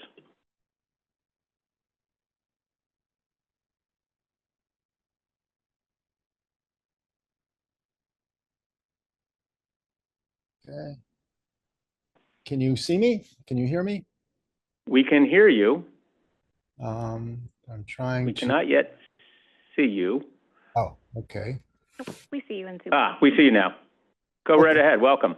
Yes, I'm Ernest Brooks, and the first statement I want to make is to go along with what Rachel was just saying, that I strongly support the Western Queens Community Land Trust Group's vision for the DOE building, which is just across the street from where I live. And also wanted to mention that we did consider the possibility of sharing it with the present occupants there if it was too difficult for them to find another place to carry their operations, because as people probably know, there's a tremendous amount of unused space in the building. But that's sort of a side note. Anyway, I live at 901. My name is Ernie Brooks. I live at 901 44th Drive, at the corner of Vernon Boulevard and 44th Drive. I've been here since 1977. I've watched the forces of gentrification sweep our neighborhood, bringing good and bad change. I've learned one very important lesson about rezonings. Results are always different from what presenters promise, and pledged community benefits are rarely delivered. I would say that a decently functioning storm and wastewater system is a necessary element for a neighborhood before it accepts the construction of tens of thousands of new residential units. I have seen over recent years sewage backups in multiple basements and homes on Vernon Boulevard, toilets overflowing in daycare facilities in the same area, friends told by supers in recently constructed apartment buildings to please not use their facilities during even moderate rainfall. After such rain, my loft fills with the stink of sewage that accumulates at the base of the freight elevator shaft. The landlord's attempt to correct the problem failed because the sewer lines on 44th Drive were already over capacity. And this started getting worse when a hotel was built behind the building where I live, which added, of course, sewage to that line. Anyway, I would urge everybody to vote no on the one LIC rezoning plan as it currently is formulated. Incorporate, if not vote no and come up with a new plan, at least incorporate elements of the Long Island City's vision plan for sustainability for Hunters Point North and the modifications to one LIC recommended strongly by Queens Community Board 1 and 2. I also hope you'll be supportive of the Western Queens Community Land Trust plan to turn the DOE building into a community space that will help link the very disparate world of the luxury towers in Hunters Point South with the underserved and desperately underfunded residences of Queensbridge houses. I would also just say, as a general remark, there's been a massive shift of wealth from the less affluent to the wealthy that's occurring right now with the new budget that Congress has voted in. Don't let our neighborhood be a victim of the same inhumane impulse. Thank you. Thank you. Thank you for being with us. Thank you. Okay, Sojung Kim from Regional Plan Association, welcome, followed by Edjo Wheeler. Good morning. My name is Sojung, and I'm here representing the Regional Plan Association. Thank you for having me and giving me the opportunity to testify in support of the One LIC Neighborhood Plan. RPA has long supported and advocated for increased housing in central, transit-rich areas such as Long Island City. This neighborhood is a vibrant part of New York City, and many areas are currently hindered by outdated zoning regulations that restrict the construction of new multifamily buildings. Further, large sections of the waterfront remain closed or inaccessible to the public, and at the same time, both the neighborhood and the city are in urgent need of new income-restricted affordable housing, as well as resilient multi-purpose open space infrastructure. The One LIC Neighborhood Plan has been a collaborative and comprehensive effort that will help address these challenges. It will enhance the neighborhood with investments and develop a continuous resilient waterfront connecting Gantry Plaza to Queensbridge Park. As proposed, the plan supports developing residential areas at higher densities along the waterfront and 44th Drive corridors, where such uses are currently not allowed. With the appropriate resiliency and design standards, this will promote the redevelopment of underutilized properties and create connected open spaces along the East River and Annabelle Basin. To facilitate this, the existing waterfront access plan will be amended to guide the development of up to 6 acres of high-quality open space that links the waterfront with communities. The updated access plan will ensure a variety of active and passive uses while implementing stricter elevation requirements to mitigate flood risk. To ensure the completion of the entire segment of the envisioned waterfront open space, the Commission should consider extending the proposed bulk and residential use changes to all parcels within the waterfront subdistrict. This includes the Con Edison training facility and parcels currently zoned for manufacturing west from Vernon Boulevard in between 44th Avenue and Queensboro Bridge. This plan and proposed action are urgently needed. The New York City is facing a significant housing crisis as demand for housing units, particularly affordable ones, is at an all-time high. The city faces a historically low rental vacancy rate of just 1.4%. In addition, by the year 2040, the city could lose up to 19,000 homes due to coastal flooding, a situation that will only exacerbate housing scarcity. As described in our recent Averting Crisis report, Long Island City faces a dual challenge of managing significant climate risk while accommodating substantial housing growth. To effectively tackle this complexity, the proposed plan prioritizes policies that integrate climate-resilient, multi-purpose open space with mixed use and affordable housing development. The forward-looking use and zoning policies being considered today can shape a more vibrant, resilient, and inclusive Long Island City. Thank you. Great, thank you. Thanks for being here. Edjo Wheeler is up next. Mr. Wheeler, welcome, followed by Rachel Cohen. I want to thank you guys for taking this time. It's really important. Thank you for hearing from the community. My name is Edjo Wheeler. I'm the Executive Director and founder of Culture Lab LIC. And we went to all of these meetings, and we made sure that arts and culture was properly represented. There are 112 arts organizations and independent artists working inside the proposed rezoning area. But if you don't build in structural incentives and requirements for free or low-cost space, they will disappear. After the buildings go up, it's going to be too late. Culture Lab alone brings over 60,000 people into the area each year and contributes more than $2.5 million to the local economy. No other sector can say that at our scale. And yet the current plan does not even mention arts and culture, but we were represented at these meetings. Tourism guides neighborhoods economy, and the art is what brings in the tourism. If this plan is about long-term health and livability, you must include the arts. But without structural inclusion, arts and culture are not going to survive in this neighborhood. We're asking for 4 simple things. Zoning initiatives that provide free or affordable long-term space for nonprofit organizations. A developer-funded LIC fund managed by a third-party nonprofit with full transparency.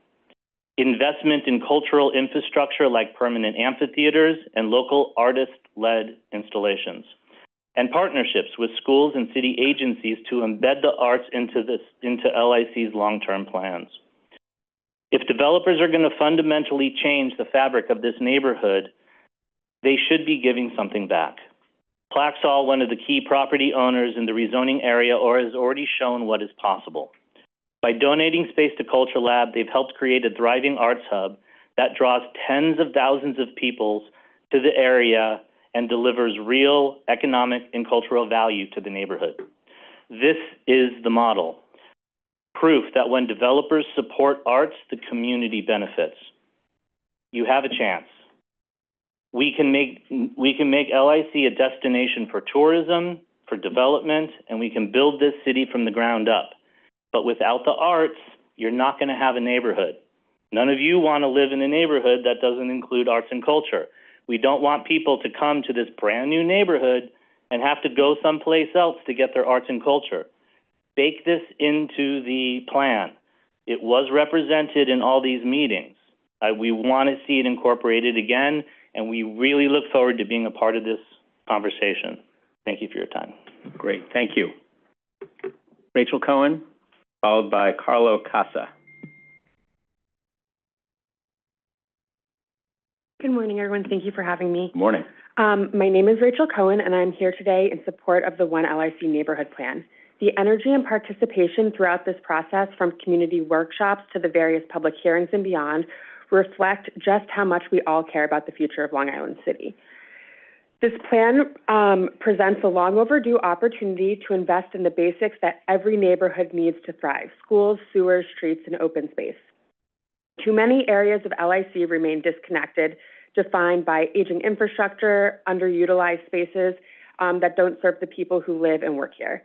In parts of the neighborhood, unsafe and uninviting streets create physical and perceptual barriers between residential areas, transit hubs, and the waterfront. The One LIC plan addresses those gaps head-on. It supports thoughtful growth, creates safer and more engaging streets, expands access to open space, and brings real investment into the infrastructure that sustains a growing community. It's a plan that prioritizes people and lays the foundation for a more connected, inclusive, and resilient Long Island City. Thank you so much for giving me the opportunity to speak. Great, thank you. Okay, Carlo Casa. Hello, welcome, followed by Connie Butler on Zoom. Welcome. Hello, Chair Gorodnick and members of the City Planning Commission. My name is Carlo Casa, the Director of Policy and Research for the New York Building Congress. Thank you for the opportunity to speak today. The Building Congress represents over 500 organizations and over 250,000 skilled tradespeople and professionals, all dedicated to the growth and prosperity of our city. We strongly support the One LIC Neighborhood Plan. The plan is a comprehensive, community-informed, and much-needed initiative that addresses LIC's pressing need for affordable housing, public spaces, and resilient infrastructure. Nearly half of renters in LIC spend more than 30% of their income on rent. Why? Because our city is in a growing housing crisis, where the demand for housing far outpaces our supply of homes. The One LIC plan will create almost 15,000 new homes, including over 4,000 permanently affordable units. This is a critical step towards fixing our housing crisis while providing housing for families at all income levels. The plan will also transform areas beneath the Queensboro Bridge into vibrant public spaces that reconnect Queensbridge houses with the broader community. This plan aims to unify the waterfront from Gantry Plaza State Park to Queensbridge Park, creating a continuous esplanade that improves recreational opportunities and waterfront access for all residents. One LIC includes investments in sewage and plumbing infrastructure to address current flooding issues and prepares the neighborhood for the future. It also adds over 1,300 new classroom seats to ensure that educational facilities keep pace with growing families. The current proposal reflects extensive community engagement, incorporating feedback from dozens of meetings as well as thousands of public comments, all to ensure that the plan aligns with the community's priorities and needs. Simply put, the One LIC neighborhood plan is a huge step forward in addressing New York's housing crisis, and we urge its approval. Thank you for your consideration. Great, thank you for being here. Okay, Connie Butler on Zoom, followed by Jenny Dubnow on Zoom.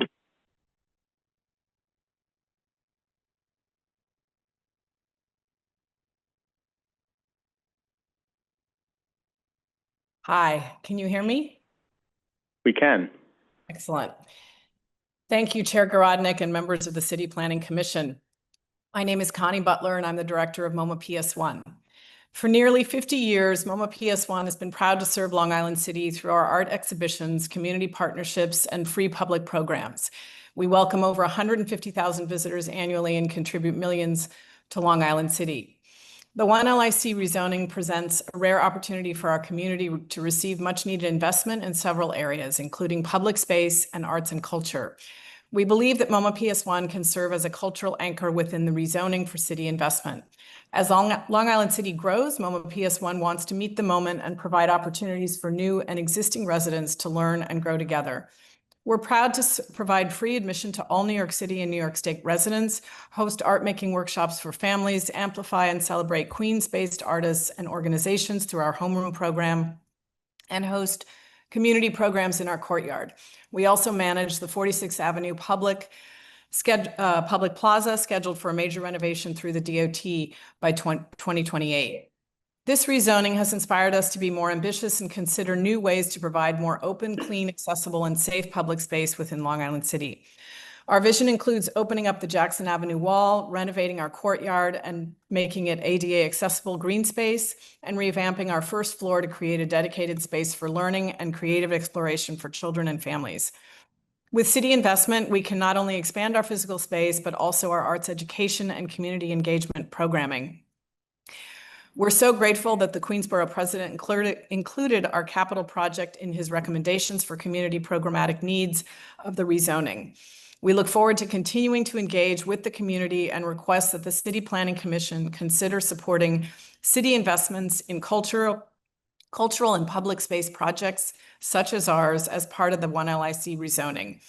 We also encourage you to support policy recommendations within the plan that enhance our community's rich ecosystem of artists and cultural organizations of all scales, as you've heard about already, such as zoning incentives for affordable cultural space, a dedicated fund to support local nonprofits and artists, and new public art initiatives.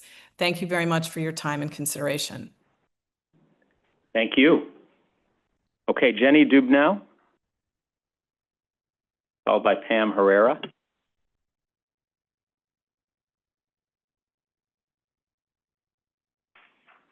Hi, can you hear and see me? We can hear you. Yes. And now we can see you. Okay, Welcome. thank you. I'm a longtime Queens resident and priced out studio space renter in Long Island City and a member of the Western Queens Community Land Trust. Unfortunately, we need to go back to the drawing board with One LIC. This plan would bring many, mostly market rate towers to Long Island City. Many of these towers would be 75 to 100 stories, including right across the street from Queensbridge houses. Neighborhoods in New York City that have been upzoned like this have seen major displacement of residents and small businesses. Average incomes and rents rise as more affluent folks move in, and lower income and Black and brown residents can't afford to stay. There's plenty of data that reflects this. New Yorkers are frustrated at the idea that the city keeps making the same mistake. Simply put, LIC doesn't need another forest of luxury glass towers. This was mentioned over and over at the One LIC visioning sessions. People kept asking for deeply affordable housing, not more unaffordable towers. This imperative is not reflected in the plan. The impact of these towers wasn't adequately shared with community residents because the massing studies were never made public. and Queensbridge residents are mostly in the dark about what is coming their way. A number of local groups conducted a survey at Queensbridge and Ravenswood houses. 60% of respondents said they'd not heard of one LIC, and 80% said that rent between $500 and $1,000 for a one-bedroom would be what they would consider affordable. There will be practically no units at these rent levels in this plan. Rezoning is a gift to developers. They get massive profits from building taller residential. Unless this plan is modified to include massive value capture, as well as far deeper affordability, it should be voted down. Another major issue is how one LIC addresses our precious public sites on 44th Drive. Over and over, community residents have asked for not-for-profit uses on all public sites in Annabelle Basin, including a sustainable public park and a permanently affordable manufacturing, cultural, and community hub at the city-owned DOE building. Public land should be developed for public good, 100% affordability only, and true economic and cultural development for to threaten small businesses and artists who are rapidly being priced out. As well, it's just nuts to keep building towers in a major flood zone. For these reasons, there should be no upzoning on the public sites. Let's honor the community-based plans advanced by Western Queens CLT and the Long Island City Coalition for sustainable not-for-profit development. I also want to say that this plan would bring in a lot more office space. There's huge vacancy in office space in LIC, and it would displace 800,000 square feet of industrial use. This plan is folly. We've got to go back to the drawing board. Please vote no. Thank you. Before you go, I have questions for you from Commissioners Osorio and Goodrich. Thank you, Chair. Thanks for your testimony. I encourage you to submit written comments so we can review in full detail, but just really briefly, is it possible for you to share with us the survey that you referenced as part of that? And then in addition to that, we've heard about the CLT's plan from a couple of speakers. Can you also submit a copy of the plan so we can review that? Yes, happy to do both. Thank you very much. Thank you, Commissioner. Commissioner Goodrich? I'm curious, can you share a bit of insight about, I'm hearing now from several speakers that people were not even aware about the plan. And I'm a little bit surprised that both community boards voted in favor. And I don't live in Long Island City, so I was wondering if you could provide some insight into sort of the split, because for one of the community boards, it was very involved. They had like weekly meetings where they went over and fleshed over the plan and met with city officials. And for that community board, they voted overwhelmingly for the plan. The other community board that featured that has the public housing in that district, they still voted in favor, but it was a little less, it was a little more split. So I'm just curious, just from your perception and your insight, why you think, if there's so much community opposition, that both community boards voted in favor of this plan. Oh, that's a great question. It's very disappointing to so many of us that they voted in favor. I think there's a tremendous pressure and a kind of agreed upon approach that people are knuckling under to in this city, that this is a supply and demand issue. And I think the political pressure from top to bottom on elected officials and also on community board members to take this kind of YIMBY approach of, if we build and increase the supply at all levels, that somehow this affordable housing will trickle down to low-income folks and will solve our housing crisis. I think what we're seeing is the result of that pressure and the kind of agreed upon consensus that is really flies in the face of all data that the media has taken up and that elected officials have taken up. You have Open New York for All, which is a landlord and developer funded group that has infiltrated many, many levels of government and the media. And unfortunately, they've taken charge of the discourse. And our voices, we're just community folks. We're just volunteers. We don't have money. We don't have that kind of same access to power. So all, the data gathering that we do and the yelling and screaming that we do, unfortunately, is being drowned out. And I think that's a really scary thing for our city, because the more we build and the more unaffordable housing we build, we're not seeing rents come down. We're seeing them go up. So I don't really have a great answer for you, Leah, but that's all I can come up with right now. Thank you, Commissioner. Thank you. And thank you, Ms. Dubnow, for being with us. We appreciate it. Thank you. Okay, next up is Pam Herrera and then Melanie Lemieux.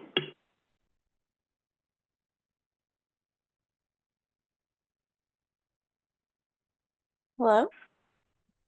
Hello. Hi. Sorry, thanks. Good morning, Chair and Planning Commission. My name is Pamela Herrera, and I am the Land Justice Coordinator at the Western Queens Community Land Trust. The Land Trust is not against development. We are for equitable development. What we need is deep affordability, truly community-led planning, and protections for permanent, deep, affordable housing. We need public investment in services and infrastructure, not luxury towers none of us can access. This development will constrain the working class further, displacing them from the roots they have set here.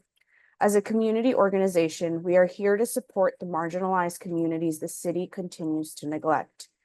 We are working closely with businesses, community members, and I'm here to urge the commission to consider the harm this massive 54-block rezoning will cause.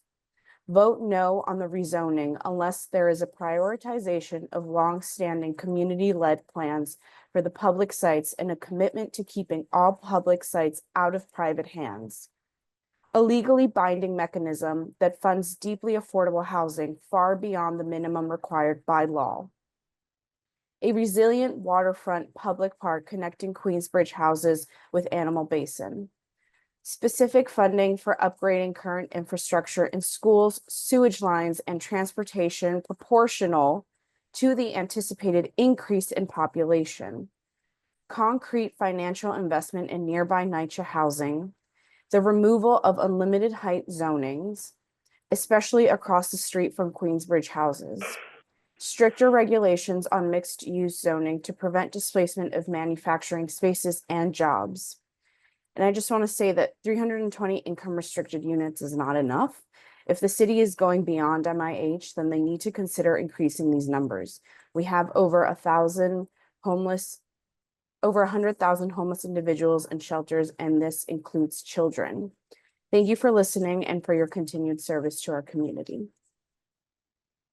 Thank you. Before you go, I have a question for you from Commissioner Osorio. Are you still with us? Yeah, great. Yeah. Great. Okay, Commissioner. Thank you, Chair.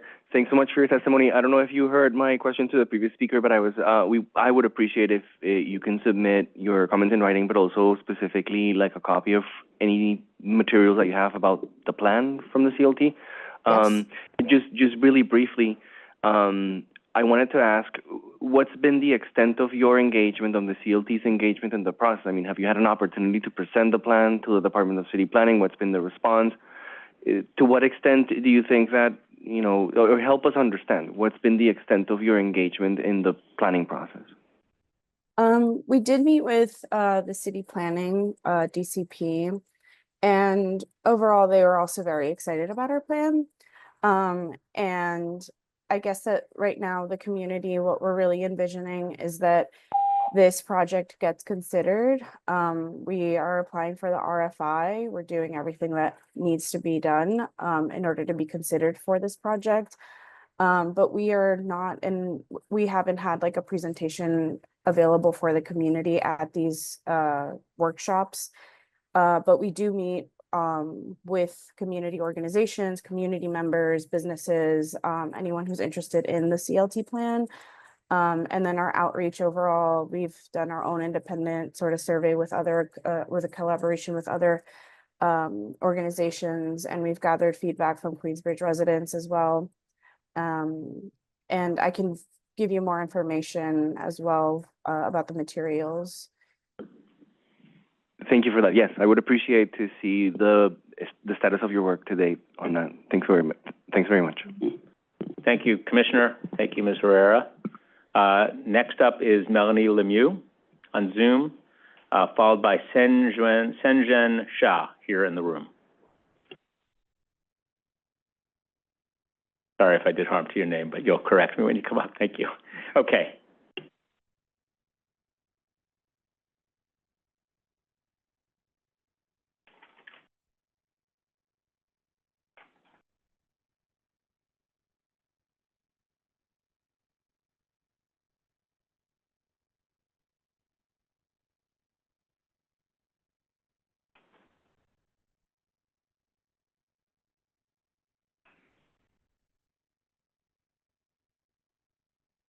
Do we have Ms. Lemieux?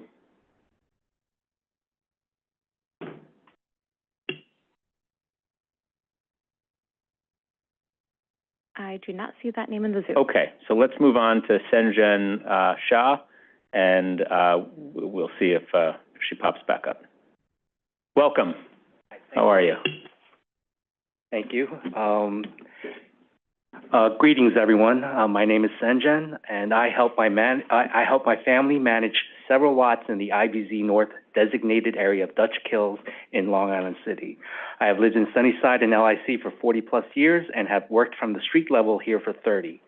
While we are supportive of the DCP's efforts, we feel that it does not go far enough in adding mixed use or community-friendly units to its rezoning plans. Driving up and down 21st Street from Astoria down to Hunters Point, we can see that left turns were banned on nearly every intersection throughout the entire IBZ and beyond.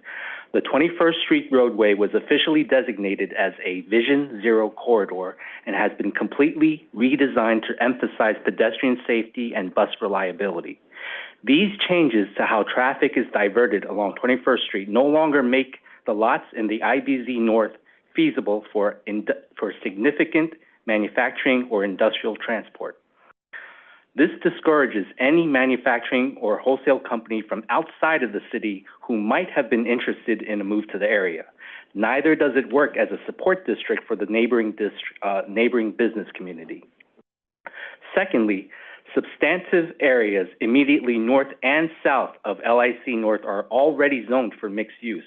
We are already surrounded on all sides by hotels, restaurants, and retailers specifically catered to the growing number of tourists and residents in the area.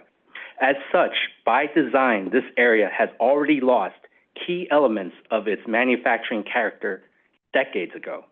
The IBZ designation for Dutch Kills is now outdated due to the city's own policies. These industrial spaces have sat empty and dilapidated for years and will remain so unless this juxtaposition is addressed. Because of this designation no longer makes sense for this neighborhood. The City Council should be pushed towards modifying this IBZ designation in order to match the already changed character of Long Island City. Thank you. Okay, thank you. Thanks very much. Okay, next up is Anatol Ashraf on Zoom.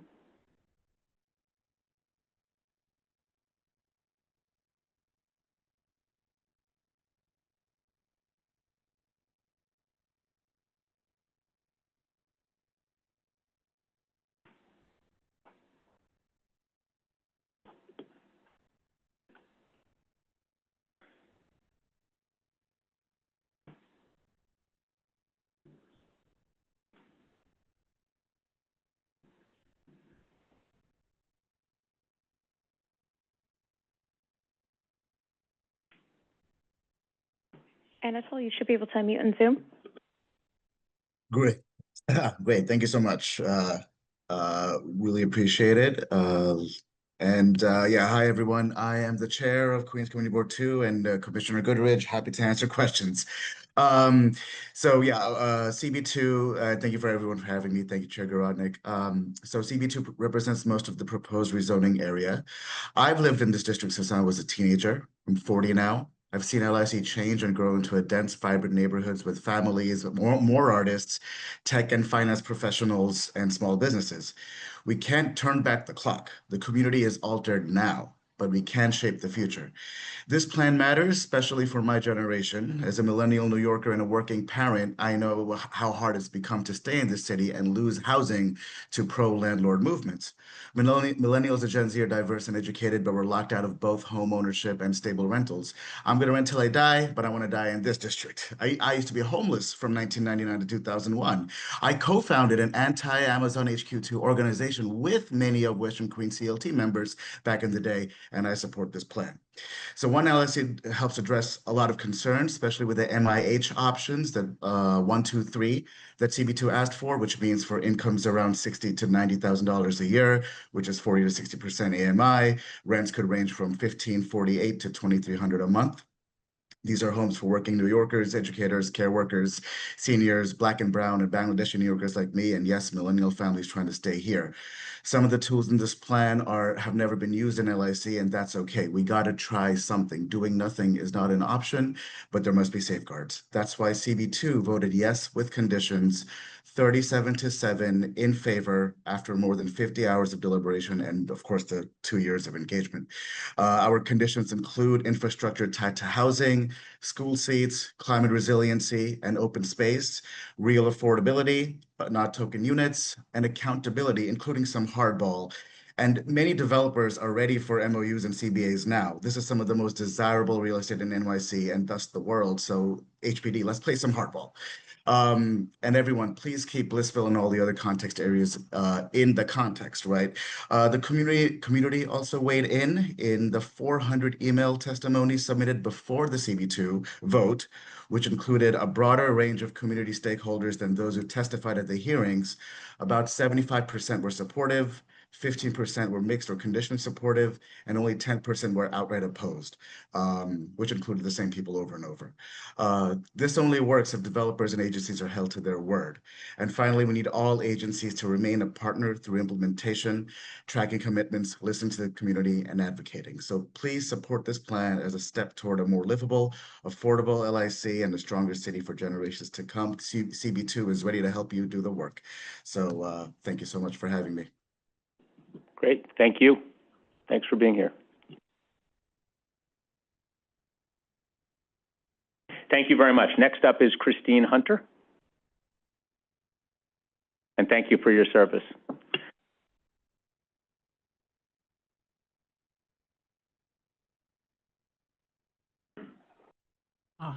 Now, can you hear me? We can. Great. Okay. Thank you for having me. Good morning, Chair Garodnick and Commissioners. My name is Christine Hunter. I'm a member of Queens Community Board 2, but speak today as an individual. As an architect, now retired, who worked primarily on deeply affordable and special needs housing throughout the 5 boroughs, I believe that good housing doesn't end at a building's front door. All of us, at all income levels, live in our neighborhoods as well as our apartments. Sustainable neighborhoods that meet residents' needs throughout their lifetimes are critical to the future and stability of our city. While I support the goal of creating more affordable housing in LIC, I'm very concerned about the lack of new usable public open space in the proposed plan, as well as the lack of a well-planned street and transit network that adequately serves the proposed mix of residential, commercial, and industrial uses. Adjacent to the One LIC project area, the sections of LIC rezoned starting in 2001 are still experiencing massive ongoing construction and are already sorely lacking in park space, especially near Court Square. Despite the beautiful waterfront space south of Annabelle Basin, LIC currently ranks near the bottom of city neighborhoods in public space per resident. The One LIC DEIS identifies this deficit and acknowledges that population growth triggered by the rezoning would result in a community with the lowest open space ratio in the city. However, no meaningful new park space beyond a public walkway along the waterfront is guaranteed by the plan. Potential privately owned spaces to be built under voluntary bonus provisions will further increase the already very high proposed density of the area and may not happen at all or serve the blocks with the greatest need. While the proposed MIH provisions do guarantee creation of sorely needed income-restricted units, One LIC's stated goal to, quote, serve diverse types of households and family needs, unquote, is not met by the proposed plan. Instead, the area will be one of mostly very expensive transitory housing serving young professionals and those who want a part-time nest in the city, but who will leave after they start families because of the lack of outdoor space for kids, the expense of private amenities, and the lack of family-sized units.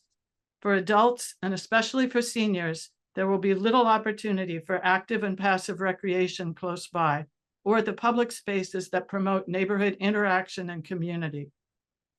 The One LIC plan covers a large and complex area with multiple challenges and stakeholders. I urge the Commission to give serious attention to the recommendations of Community Boards 1 and 2 and make meaningful adjustments to the plan. These include new public parks, one within the publicly owned sites on the waterfront and one in Court Square, as well as lower density zoning on the blocks facing Queensbridge houses. Affordable housing and well-planned neighborhoods are not either or propositions. They should go hand in hand. Crystal, you should be able to unmute in Zoom.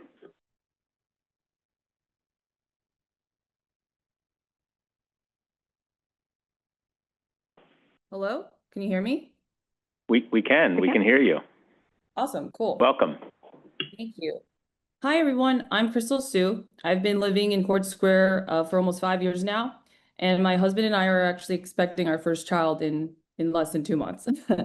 As a new mom, I'm excited to see more public school seats for our family to grow into, and I think the affordable housing component should be priority to welcoming new residents and to make sure all current residents from all walks of life, such as students, families, and elderly people, can continue to live and enjoy the LIC neighborhood for years to come. I'm in favor of the One LIC plan, and I'm very excited to see more school seats, connected waterfront access for our kids and families, affordable housing for all generations to enjoy. Please say yes to the LIC plan, and thanks for your time. Great, thank you.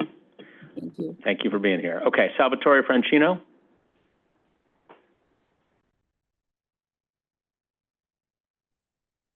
All right. Hello. Hello. Yeah, I don't have too much to say. I strongly support the One LIC rezoning. I'm a rent stabilized tenant. I'm actually in a 421A rent stabilized home. So I do understand that I'm living proof that new construction does allow people housing security. It allows us protections from eviction, from unconscionable rent increases. And the thought of there being 4,000 more homes just like mine that would be available to people making less money than me, I think is really, really cool. I also think another 10,000 market rate units are also good because our housing crisis is so bad that unfortunately we need housing of all kinds. That's how acute the crisis is. 100,000 homeless people. I remember that every single day. 100,000 homeless people on the streets. We need to build so much housing of all kinds, including market rate, because it will help subsidize some of these income restricted homes. It's also pretty clear, I was at those visioning sessions, that a lot of the new housing construction would also help with climate resiliency, with creating more green space. And, the construction will fund all of these quality of life improvements, which is another reason I support this plan. And yeah, I like I said, I recognize that I'm privileged. I got a good COVID deal on a beautiful rent stabilized apartment, and I just want more people to have the luxuries that I have. I do think it is possible. And we just got to build the homes. One LIC, is a rezoning. It is step one to enable this. If we want more affordability, we have to pass the rezoning first, and then we can talk about lining up subsidies for additional affordability, which, I look forward to pushing my council members to do that. But first, we got to get this rezoning passed. I support it 100%, and I will give a minute back of my time so that we more people can testify and support. Thank you so much. Great, thank you. Thank you for giving back a moment of your time, although we will stay here until the very last person wishes to be heard today. So thank you. Okay, Eric Narberg, here in the room, welcome. Austin Celestin and Sharon Gallagher are the next three. Welcome. Thank you. Good afternoon. My name is Eric Narberg. I'm a member of Queens Community Board 2 and Vice Chair of its Arts and Cultural Affairs Committee. I'm testifying on my own behalf in support of the One LIC plan with the conditions included in CB2's recommendations letter of June 20th, and in particular to advocate for explicit support for arts and culture in the plan and its implementation, and as reflected in feedback CB2 heard from the community. Actions taken by the White House and legislative branch to cancel federal grants and terminate the NEA and similar agencies have had an especially pernicious effect on artists and nonprofit cultural organizations like those in Long Island City that have contributed to its emergence as a tourist destination, economic growth, and potential for development. The One LIC plan, if adopted with CB2's conditions and implemented with accountability, is a decisive opportunity to integrate and embed plans for infrastructure that uplift the sector at a time when we need its voice and the community, safe spaces, and constructive exchange of ideas it creates more than ever. This is a matter of both equity and historic cultural preservation in a neighborhood built upon creative discovery. Fundamentally, CB2's recommendations for arts and culture accomplish three things. One, policies that incentivize developers to integrate arts and culture in their plans as a matter of community investment. Two, a surcharge on market rate housing to subsidize arts and culture. And three, commitments from city agencies to facilitate partnerships with arts nonprofits as a city value. There is precedent from the special 125th Street District and Gowanus Arts zoning resolutions, which, quoting from the former, were designed, quote, to provide incentives for the creation of visual and performing arts space and enhance the area's role as a major arts, entertainment, and cultural destination for the city. Now is not the time to burden artists and nonprofits who are contributing to the city's economic and cultural livelihood. Let them focus on making art, and let's use the opportunity of the One LIC plan to help them do so for our collective benefit. Thank you. Thank you. Okay, Austin Celestin, welcome.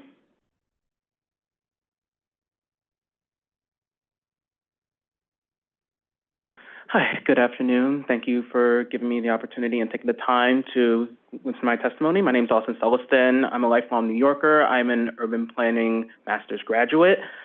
I grew up in the city. I remember when Long Island City was just the city tower standing on its own. And even now, with all the development, watching all of that rise, it's still a jarring change. The 2001 rezoning provided a lot of housing to that area and is part of the reason why the district is one of the top in the city in producing new housing, but it was also done without the accommodations and recommendations and accountability controls that came as it predated MIH by 15 years. Now we have those controls in place, and One LIC demonstrates an address of those changes and those flaws of the original plan to create a more well-rounded vision for the neighborhood. It is by far the largest rezoning that has been tried under the de Blasio or the Adams administration. It's larger than Midtown South, it's larger than Gowanus, and I think that's something that should be celebrated. It actually guarantees affordable housing that wasn't guaranteed previously, and also does it in a district where MIH was designed to work. Previous rezonings, especially in the de Blasio administration, were applied in more low-income neighborhoods that raised problems with MIH's efficacy. Now you are doing it in the area where the rents are high enough that you can get the deeply affordable housing that is needed in the district. Obviously, the conditions mentioned by Community Board 2 for investments in infrastructure, green space, and resiliency are critical. It is a flood zone. That is something that we need to address. But those are things that can come in tandem with the housing. It's not a before or after, if that, then this. Those are things that can be developed at the same time. And I wanted to end quickly with my unconditional support by making this point. Long Island City, again, has been the top producer of housing in the city, but it's taking on the burden of the entire region. That's why rents have risen so far, because when you put LIC's housing production into a larger context, it still does not meet what the city needs. The rezoning is welcome, it should be approved, but we need far more of these in other areas of the city, across Brooklyn, Manhattan, the Bronx. We cannot let LIC be the only one doing the work. For as good as this project is, do it in other areas of the city as well. There's no such thing as an alternative. There are only supplements. And we do not have the time to go back to the drawing board. We just need too much housing to be built now. Thank you. Thank you. Oh, wait, before you go, I have a question for you from Commissioner Goodrich. I was wondering if you could expand on the point you were making about MIH in low-income areas versus moderate income. I think I understand your point to be that I think was we were saying before, some of the affordable housing actually isn't affordable. So when you're putting it in Brownsville and it's $2,000 for a one-bedroom, no one in that community can afford that versus Long Island City where it might be a little bit higher income. Is that what you're saying, or you're saying something different? That's part of the point that I'm making. So the issue with putting MIH in East New York or East Harlem or Jerome Avenue, it's also with the cross subsidy that's involved from those market rate units and this kind of dichotomy that's created. It's almost a lose-lose situation. Either you mentioned correctly that those MIH bans are not indicative of the realities of lower income neighborhoods, but let's say that the project does get built. You have two scenarios. Either the market rate units aren't charged high enough to effectively cross-subsidize those new apartment buildings. Either they don't happen at all, or they require a lot more subsidies that weren't previously accounted for. Or the building is viable. The market rate rents can actually turn a profit. And then you have other developers in the surrounding areas realizing, hold on a second, I can charge these rents in these areas where people living there can't already afford it. And all of a sudden you bring on a new pressure for development in these low-income neighborhoods where they truly need lower income developments that aren't happening. But when you realize that those more market rate or higher income rents can be bought by people because there's so little housing being made, all of a sudden you're introducing a new displacement pressure to those lower income neighborhoods. Whereas in a Long Island City, in a Gowanus, in a Soho, the rents are already so high. One, the cross subsidy works. You will be able to make those affordable housing units feasible, and you can put yourself in a position to advocate for using the lower income bands. Now, obviously, MIH is a federally designated program. The city does not really have the levers to change that. You would have to go to the federal government to do that, which obviously I don't think Trump or Turner is going to be open to at all. But in an area like Long Island City, where rents are $3,000, $4,000, $5,000, $6,000, $8,000 a month, those rents can cross-subsidize more affordable units and even open up the opportunities to explore extremely low-income bands, like 40, 30% AMI, and pursue housing for our homeless population, if that makes sense. Thank you very much. Thanks for that excellent explanation. I think you were referring to AMIs when you said with the federal, right, just for clarification, but thank you. Excellent. Okay, let's move on to Sharon Gallagher. Welcome, followed by Rob Bash. Good evening. Thank you, ladies and gentlemen. So I'm here to testify in support of One LIC plan. I'm a Long Island City resident. I'm expecting to grow my family next year, and we desperately need new housing. My landlady is selling the building I currently live in. And to be honest, it's an old building. It's terrible. I'm constantly fighting ants. She asked me, would you like to buy it? It would be $1.5 million. I can't possibly do it. Now, I desperately want to remain where I am in Long Island City. There's a community there. There's an Irish community in Sunnyside where I watched the All-Ireland final this weekend. There's a Bangladeshi community, which my wife is part of, where she takes part in dance and cultural activities. So moving out to the suburbs for us would be an incredible loss. But the water is constantly rising around our necks of the price of rent. And I know that there's a lot of emphasis on like, oh, if you change this, if we change that, you know, like, will it create pressure on this? Will it create displacement? But displacement is happening. It is happening at a furious rate because we are doing nothing, because we are adding no new homes. So taking some of that pressure off, some of the people constantly looking to come and bid up to that 1.5 million price I could never afford. If we create new homes, rather than having to have so few homes on larger lots of land, the unit I live in is basically a single family home that's been split into two. If we allow the use of the elevator to let us divide the cost of that precious land in that very precious community to me, I can afford that. I can afford 1/10 of it, and I can rent the bricks and mortar, you know? And that is fundamentally what this rezoning would allow, is for us to increase the density, increase the affordability in Long Island City. Now, it's also going to open up a wonderful opportunity for cross-subsidies, because it is true that many of the people in those communities are not going to be able to afford those market rents. But we do have an inclusive housing element.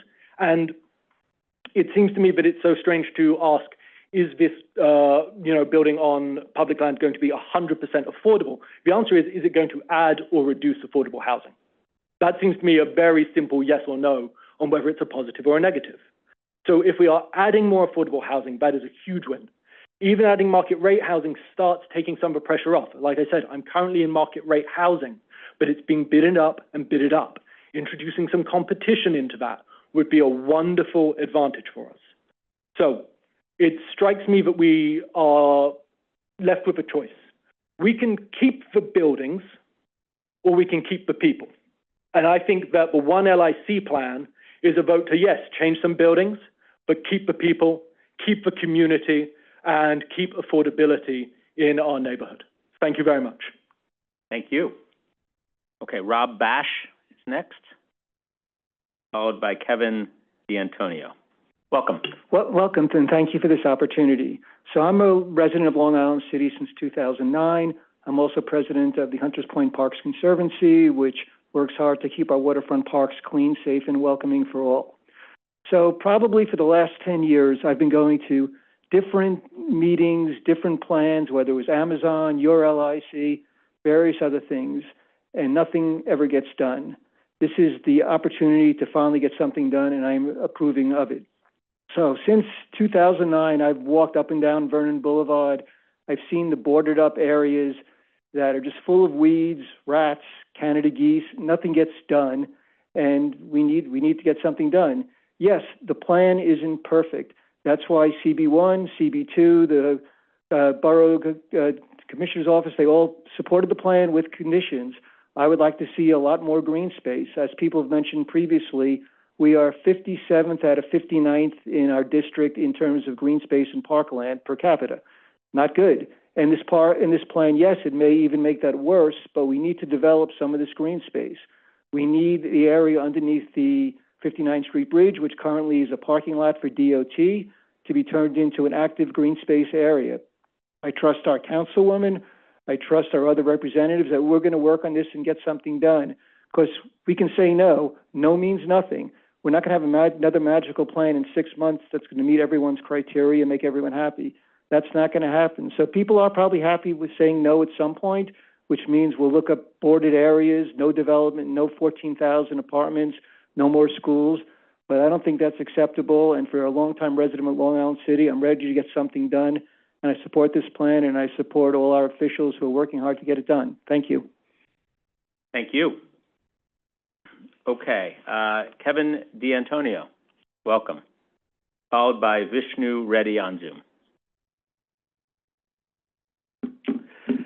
Good afternoon. My name is Kevin D'Antonio. My wife and I are proudly raising our son in this community board, just a few blocks away from where my grandmother was born 94 years ago.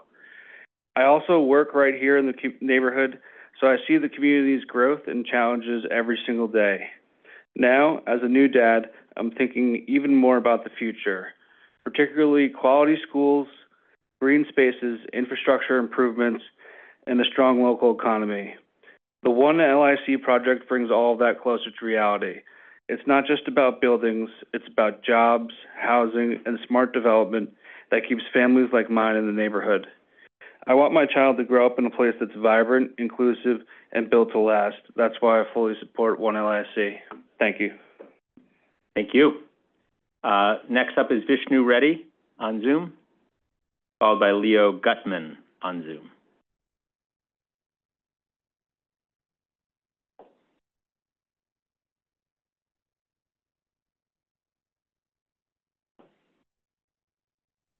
Hello, can you hear me? We can. Yes. Here we go. We can hear you. Hi, I'm Vishnu Reddy from Sunnyside, and I support One LIC. The area in question has been zoned industrial since at least the 1961 zoning resolution, and the world has changed substantially in the 64 years since, but this area has been stuck in the 20th century.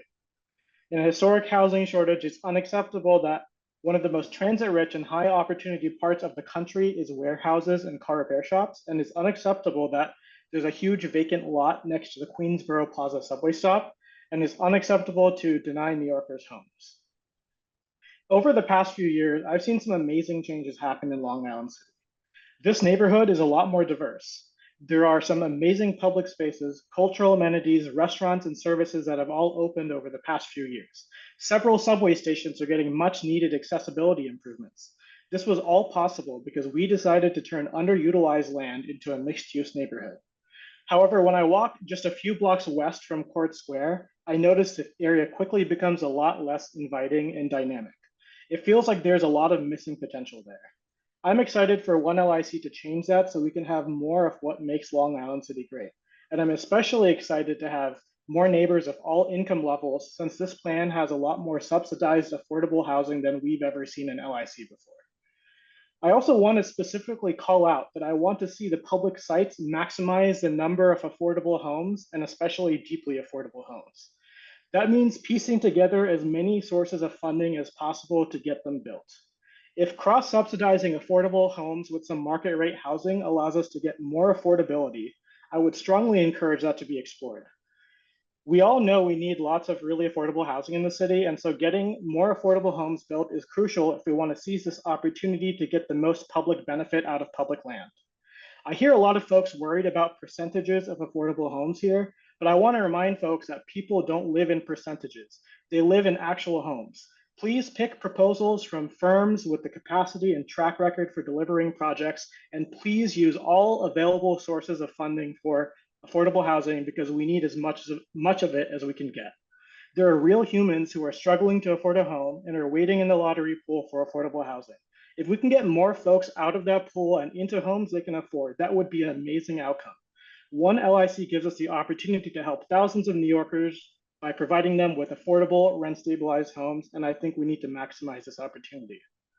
We inherited this crisis because we've been underbuilding for decades. I want us to be a part of the solution instead of further entrenching the problem. That requires us to have the courage to embrace change, and that's why I'm so grateful for the hard work of the amazing public servants at the Department of City Planning for their hard work on One LIC. I strongly encourage the Planning Commission to vote in favor of it. Thank you. Thank you. Leo Gutman is next, followed by Paula Kirby here in the room.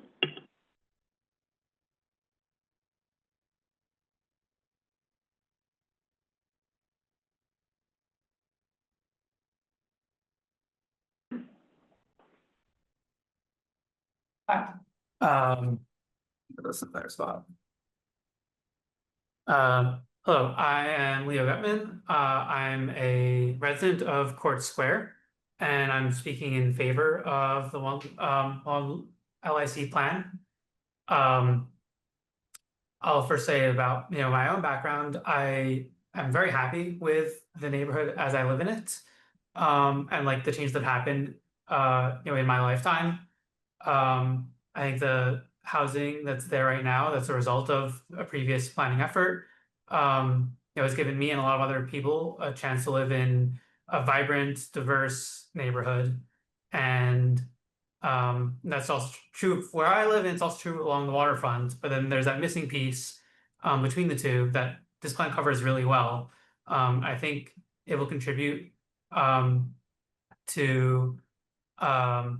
making the rest of the neighborhood as vibrant and as what's currently there.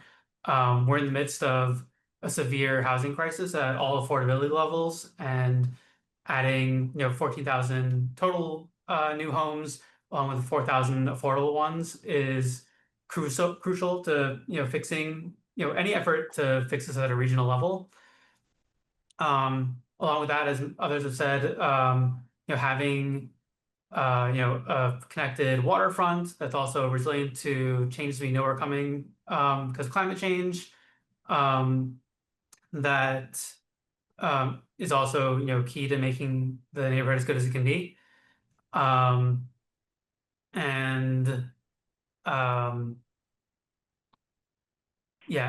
this plan also provides neighborhood investments that will be needed, that others have mentioned. Like, we're not getting the school seats people have asked for at these meetings. We're not getting the change to sewer capacity without development happening. So I think creating the opportunity for more people to live near lots of jobs, near lots of transit, and all the other great neighborhoods of Queens and Manhattan and Brooklyn, along with everything that's come to Long Island City itself in recent years. To me, this plan is a slam dunk, and I think it absolutely needs to go through. And I'm very hopeful that after multiple years of engagement with lots of people, that it will go through as planned. Thank you. Thank you. Okay, next up is Paula Kirby. Here in the room, welcome. Barbara Etzel is next. Hi there. Hi, good afternoon, and thank you all for giving me the opportunity to speak. So my name's Paula Kirby, and I work at Plaxall, a family business which my grandfather started in the early 1940s in Long Island City. Over the past 80-plus years, 4 generations of my family have seen incredible changes take place in Long Island City. What was once a purely industrial area of New York City has become a vibrant mixed-use neighborhood. And with the LIC neighborhood plan, as Chair Gorodnick so eloquently laid out in his introduction, there is the potential to provide even more for our community and for our city. At one of the many outreach meetings over the past year and a half, one comment I heard really stood out. A young woman had applied for affordable housing and was now living in Hunters Point South. She said every day she wakes up and pinches herself, that it was a dream to live in this amazing community. She shared that she was attending the outreach meeting because she wanted more people to have the experience of living in Long Island City and hoped that the neighborhood plan could make that a reality.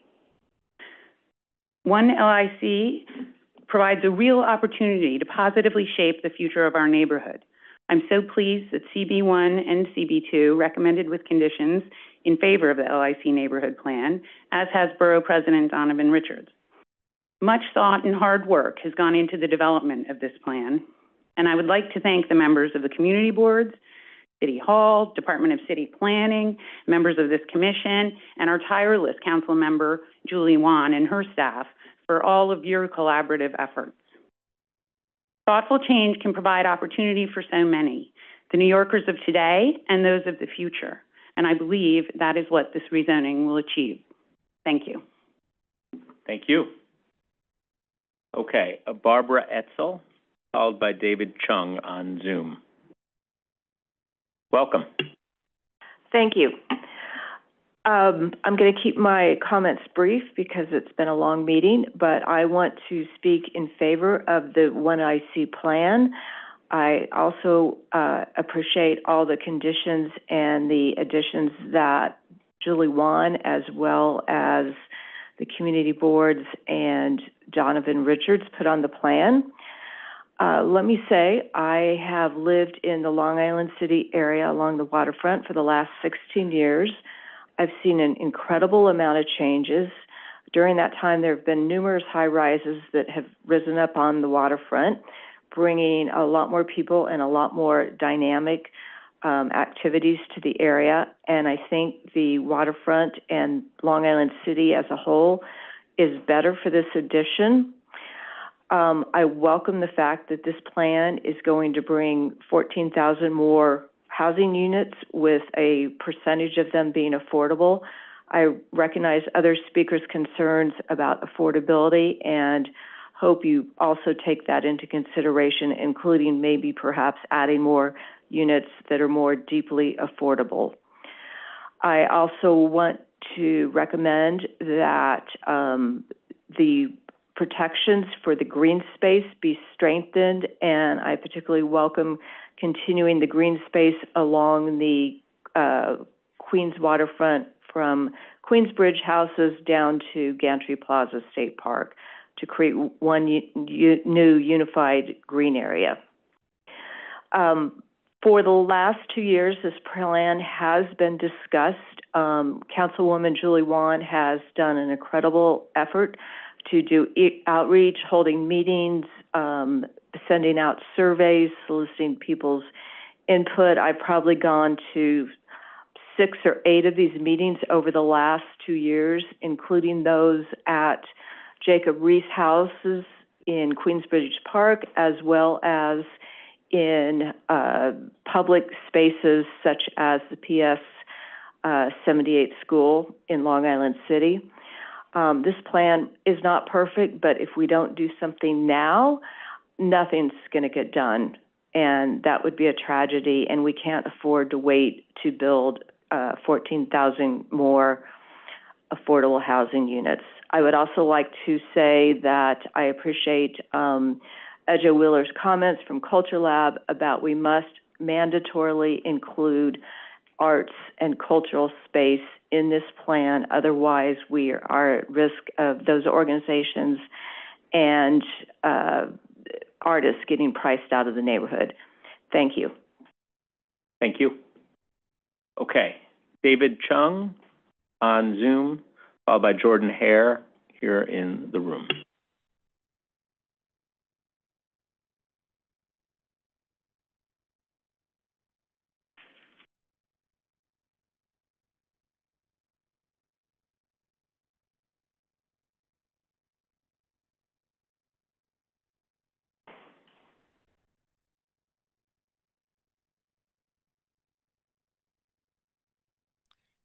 Hi, can you hear me? Hello. We can. Okay, thank you. Hi, my name is David Chung. Thank you, the Planning Department, as well as the commissioners, for my opportunity to speak.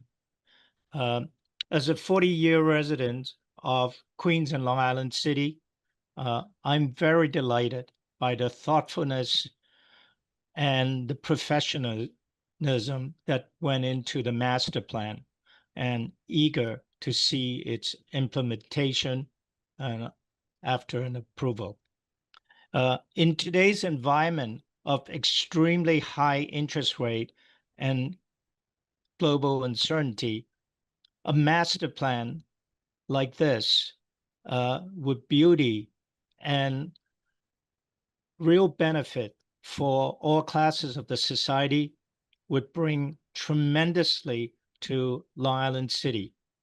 And having it approved would be great, would bring great certainty in this environment where things can vaporize without us being able to have any of these plans and efforts that we've worked on for years. And this has been one of them. So I really look forward to its approval and its implementation. But three things specifically I feel regarding this project is it would eliminate these critical shortfalls that exist in the community without a plan. One is it provides tremendous more amount of seating to public schooling seating to the district, and pupils and students are the future to our community and families. So we very much look forward to that. Second, the significant increase of community and green space. It makes it much more neighborhood friendly and allowing areas that would have protected and a safe setting. And there are pockets of areas within the district that's just not safe. And this would overcome those blemishes. And three, once the area can achieve that safety standard throughout, then the families and the artists and the visitors can thrive in the district.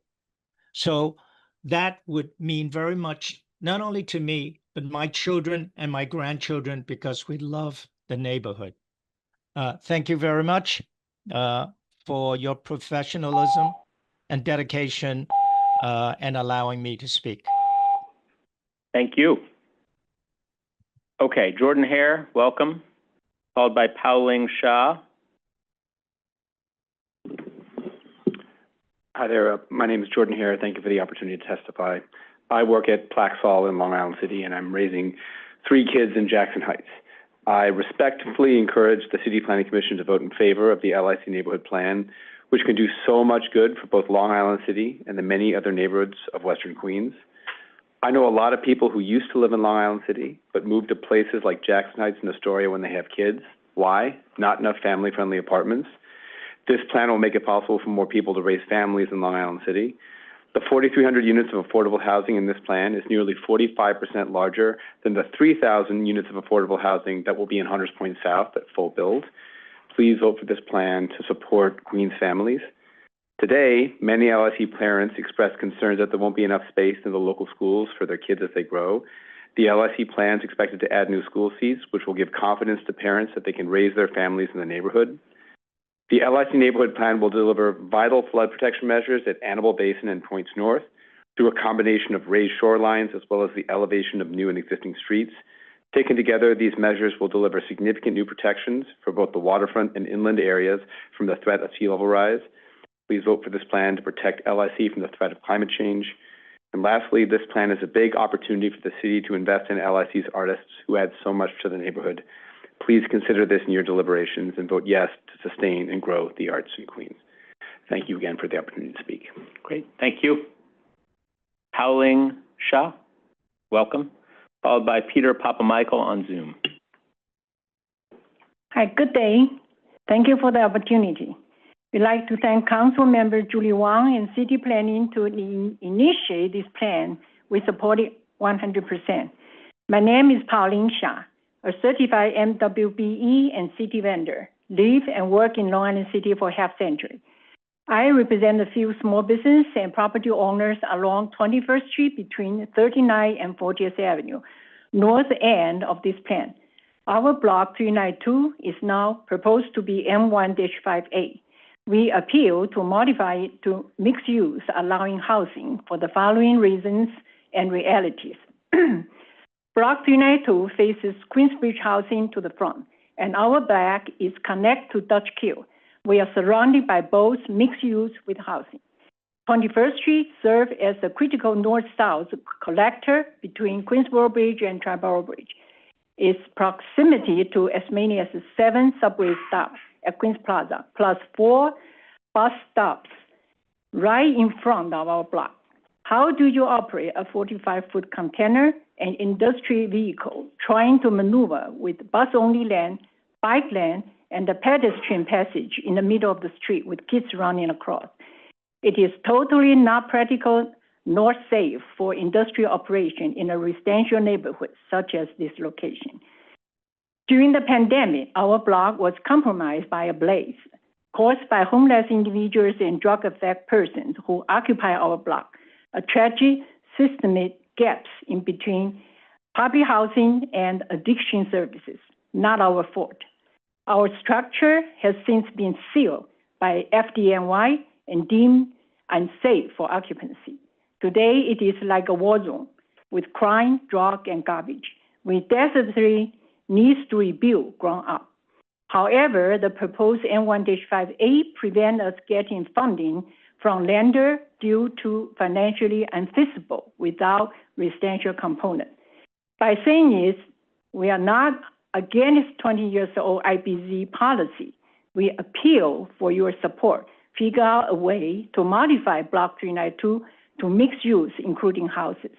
It will bring in cleaner, safer streets, better house, better business opportunity, less crime, and could potentially add more affordable houses for our fellow multiracial, hardworking workers and families. We would be grateful to receive your insight and suggestions. Thank you very much. Thank you. Okay, Peter Papamichael on Zoom, please, followed by Farzad Khosravi.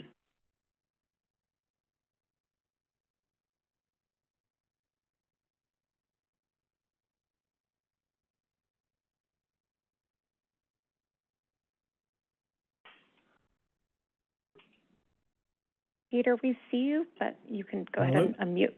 Hello. We can hear you now. We got you. How's it going? Thank you, everybody. My name is Peter Papamichael. I want to express my very strong support for the proposed rezoning. I was born and raised in Queens. Over a decade ago, I founded Berea, a local business here in Long Island City, and remain deeply committed to the future of this community. This rezoning plan thoughtfully and thoroughly addresses critical needs in our neighborhood, from infrastructure improvements to housing and education. I urge the Commission to remain steadfast in the process and move forward with the approval and implementation of what is a pretty amazing plan. As we all know, our city continues to be experiencing a major housing crisis and desperately needs the much needed jobs and open space, economic stimulus, and the school seats that this plan will deliver. One thing I want to make sure that I raise is that Long Island City is special for so many reasons. But one of its unique strengths lies in being one of the most transportation-rich neighborhoods in all of New York City. Its unparalleled access to public transit connects it seamlessly to the rest of the city. This connective tissue, these lines, the transit hubs, are a strategic advantage that should not be overlooked when planning for the city and its needs. We have a responsibility to Long Island City and to the rest of the city to do what is necessary for the greater good. Much like the representative approvals from CB1, CB2, and the Borough President's Office, I too am in favor and strong support of this plan, and I urge the Commission to approve it. Thank you so much for all of your time, your dedication, and your service. Thank you. Thanks, Mr. Papamichael. Okay, Farzad Khosravi is next, followed by William Shu.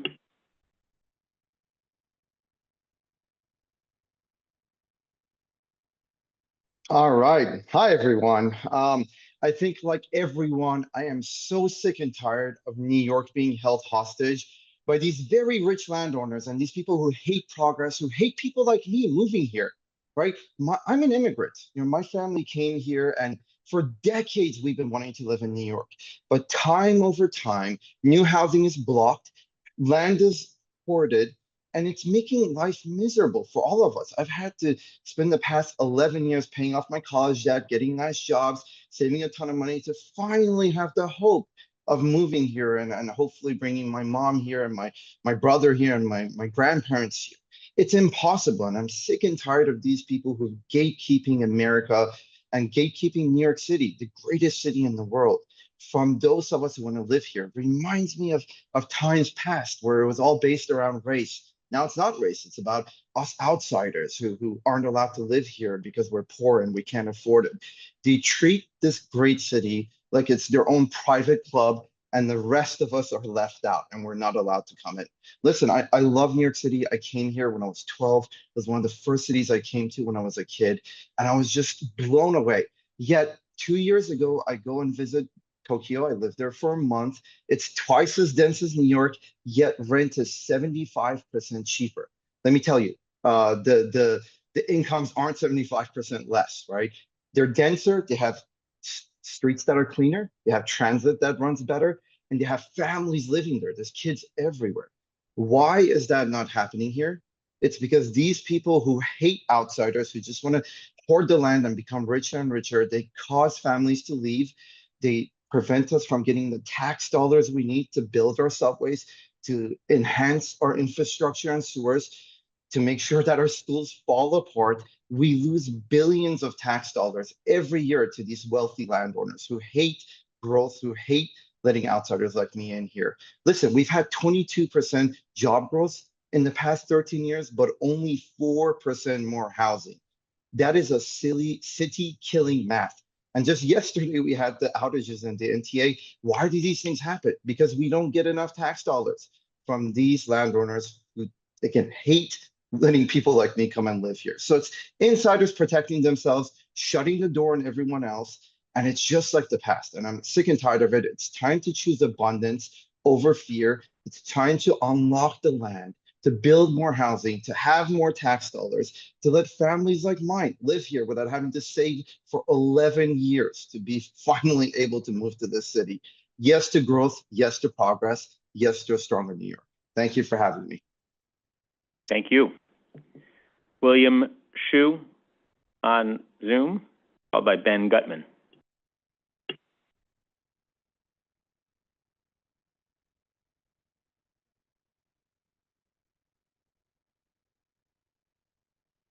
Hi, can you all hear me? We can.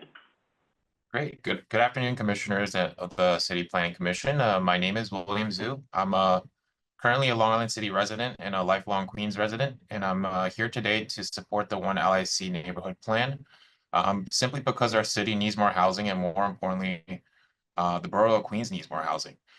This plan brings a substantial amount of both market rate and affordable housing to the market, and I'm extremely excited about the additional waterfront open space and new schools, as well as more commercial space to allow for our existing small businesses to grow and for new ones to come into the neighborhood. I find myself extremely fortunate to call Long Island City my home and to have started my family here in this incredible neighborhood. Long Island City has become a neighborhood where many people want to live. This plan will ensure that the neighborhood can welcome both new neighbors without displacing people that already call LIC home. It also ensures that there will be new schools for the next generation and an even larger waterfront for everyone to enjoy.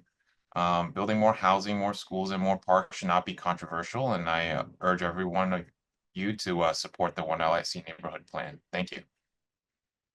Thank you. Ben Gutman is next.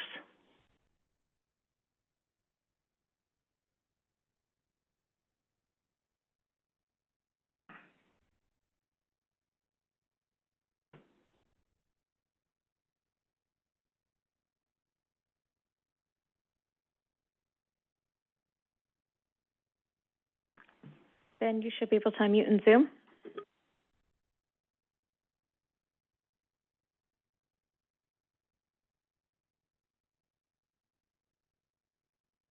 Ben, you should be able to unmute in Zoom.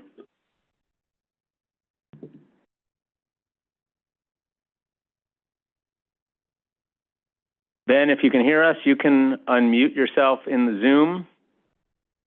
Otherwise, we're going to come back to you. Okay, that's what we're going to do. Dan Miller is next.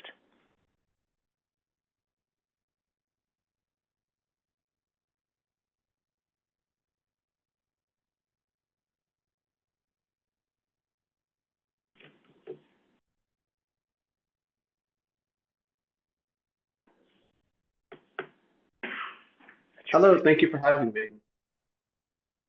Welcome. Hi, my name is Dan Miller. I am speaking in support of One LIC.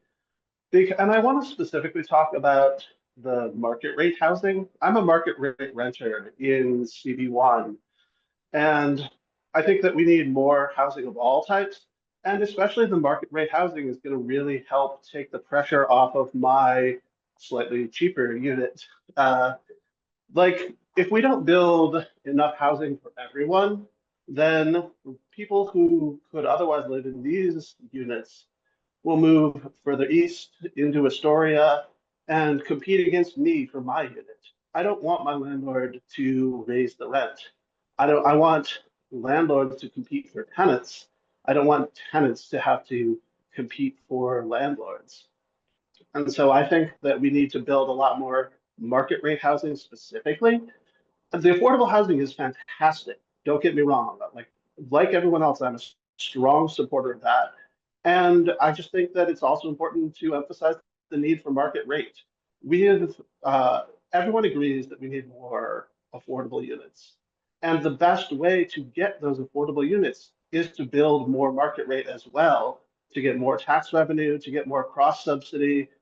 If this is a case where we really can have our cake and eat it too, more market rate units to help take the pressure off market rate renters like me, and more subsidies for affordable units that desperately needed to keep families and people who want to live in Long Island City to allow them to stay there and benefit from the subsidies that those market rate units generate.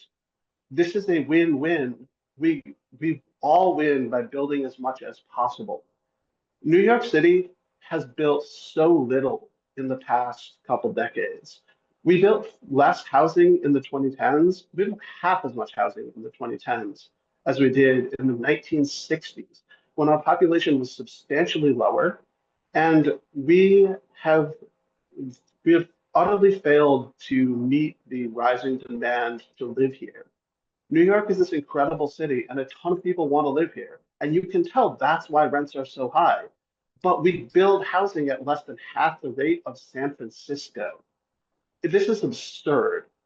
This rezoning is one small step towards alleviating that shortage. I hope that CPC won't just approve it, but will treat it as a as a model for other neighborhoods. We need to be doing rezonings like this quickly and across the city. We need more housing everywhere, and I hope you'll approve this as the first step. Thank you, Mr. Miller. Okay, next up is Michael Lewin, followed by Valentine Canucci.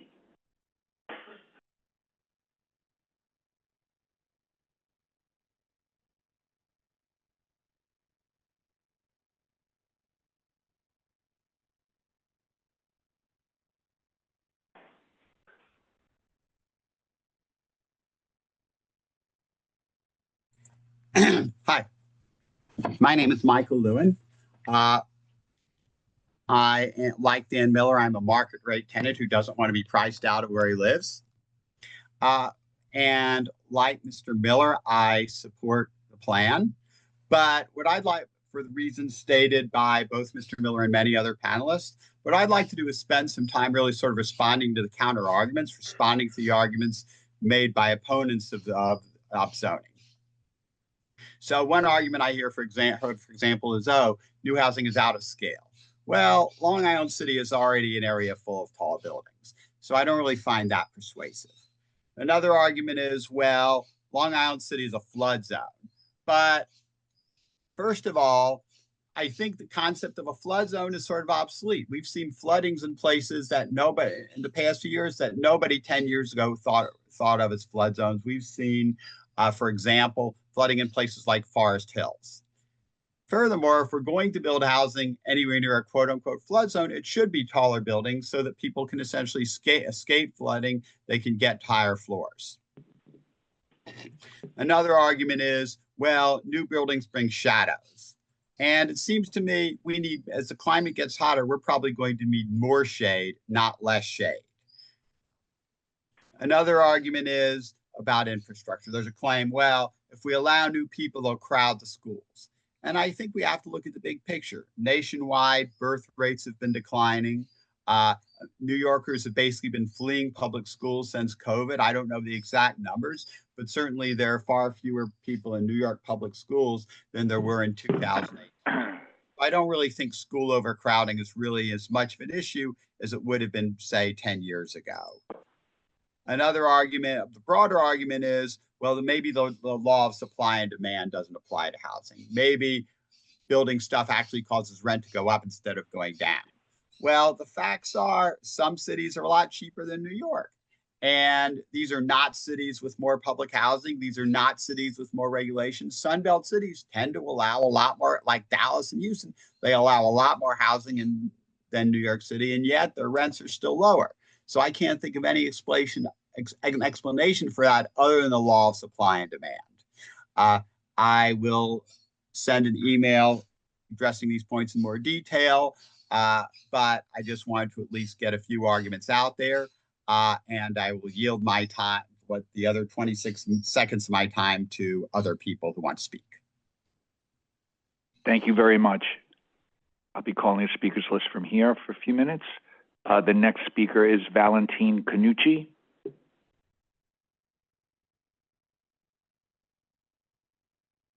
Here in person. Thank you. Good afternoon. I urge the commission to reconsider the one LIC because most of the residents didn't even know this existed. I at least know a couple of hundred people that I've asked and they didn't know what's all about. One LIC has proposed so many parts of Long Island City, but they have not included the part from the bridge to the Pulaski Bridge, where we all have been waiting for zoning change for 25 years. It keeps on, we're getting forgotten. We don't exist. If you guys included an extra floor for an existing building, you could have at least 50,000 extra residences. I wish that you guys don't make a rash decision, because I would like to get more of the residents involved, and because you cannot, there were like 300 votes on emails. We have like 20,000 residents. We need to get the majority to decide, and then you guys can make a decision. Thank you. Yes, Mr. Canucci, could you please come back? We have a question from Commissioner Osorio. Thank you so much, Commissioner. Thank you. I have a question. So can you help us understand the area that you're referring to closer to the bridge, like between what streets? It's, you guys, excuse me, one LIC has it up to 44th, I think, 44th Drive. But you have the Pulaski Bridge, and all that area hasn't covered. Yeah, like at least about 30 block area, 40 block area, from 44th to all the way to Pulaski Bridge. Again, up. Got it. Thank you very much. Thank you. Thank you. The next speaker is Mohammed Saleen on Zoom. I do not see Mohammed in the Zoom. Okay. The next speaker is Eric Nielsen, also on Zoom. You do? Okay, and the speaker after Eric Nielsen is Carisha Batan. Mr. Nielsen? Okay. Hello? Hello.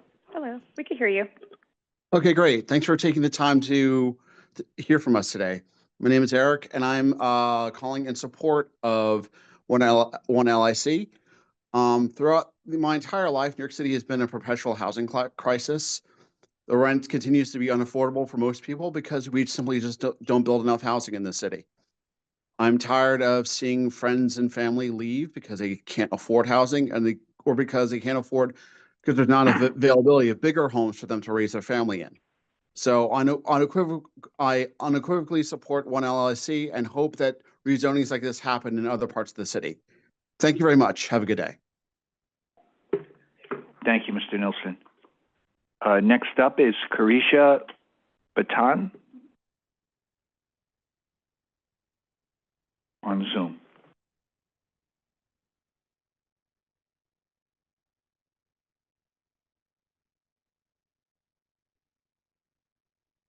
Do we have? Hi, can you guys okay, hear me? Great.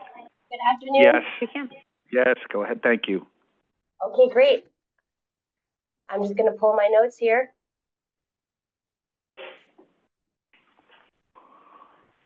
All right, can you still all hear me?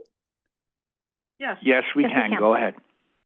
Okay, great. Hello, my name is Carisha Batan, speaking as district resident and founding executive director of the Queensboro Dance Festival. I also serve on Community Board 2, on Land Use Committee, and I chair the Arts and Culture Committee.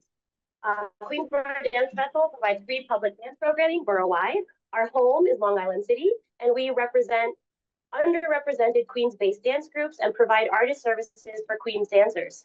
The DEIS and the One LIC plan failed to address a comprehensive plan for arts and culture and reflects a lack of awareness of the unique synergistic landscape of how arts and culture operates in Long Island City. This is not sustainable nor adequate for the thrivability of arts and culture here. Arts and culture is the leading reason of LIC tourism. $1 spent on arts generates $7 in economic activity in LIC, as you've heard from our previous arts and culture colleagues. And arts has been a historical identity and key amenity of LIC. CB2 mapped 111 arts and culture organizations and artist groups alone in the zoning area, where many further serve dozens, if not hundreds more artists a year. Most small organizations are budgets below $750,000, yet provide services in LIC at double that capacity. Why? Because our values stand with celebrating diversity, improving quality of life in our schools, public spaces, and businesses. We are building community and honor LIC's history through art, dance, music, film, and theater. All of these industries exist in Long Island City. There is a pressing need for affordable, long-term, and appropriate workspaces to create and continue to serve our community. Queensboro Dance Festival alone knows dozens of dance groups that if they cannot find affordable space, they simply cannot work properly, which is an unacceptable scenario in jobs. Arts and culture is an economic driver and identity of Long Island City and must not only be preserved, but expanded proportionately to the massive expansion proposed in the One LIC plan. I want to highlight two main Community Board 2 recommendations for arts and culture. One is zoning incentives for developers to create below market arts and culture spaces. And two, investment by developers into Long Island City Arts Fund operated by a third-party local nonprofit to streamline funding equitably, especially among the small budget arts and culture organizations within the zoning area.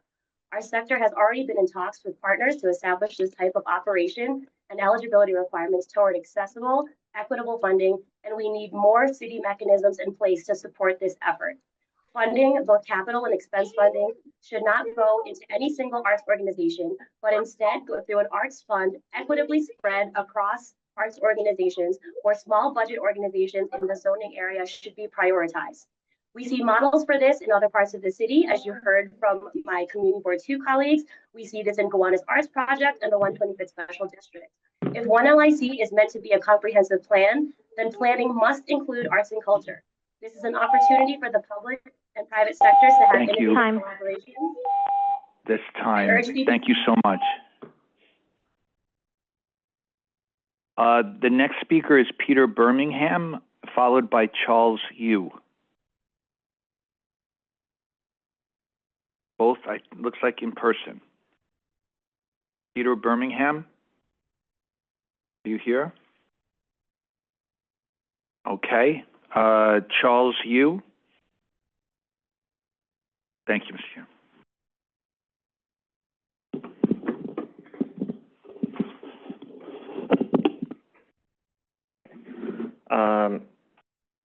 Right. Good afternoon, Commissioners. My name is Charles Yu, and I'm the VP of Economic Development at the Long Island City Partnership.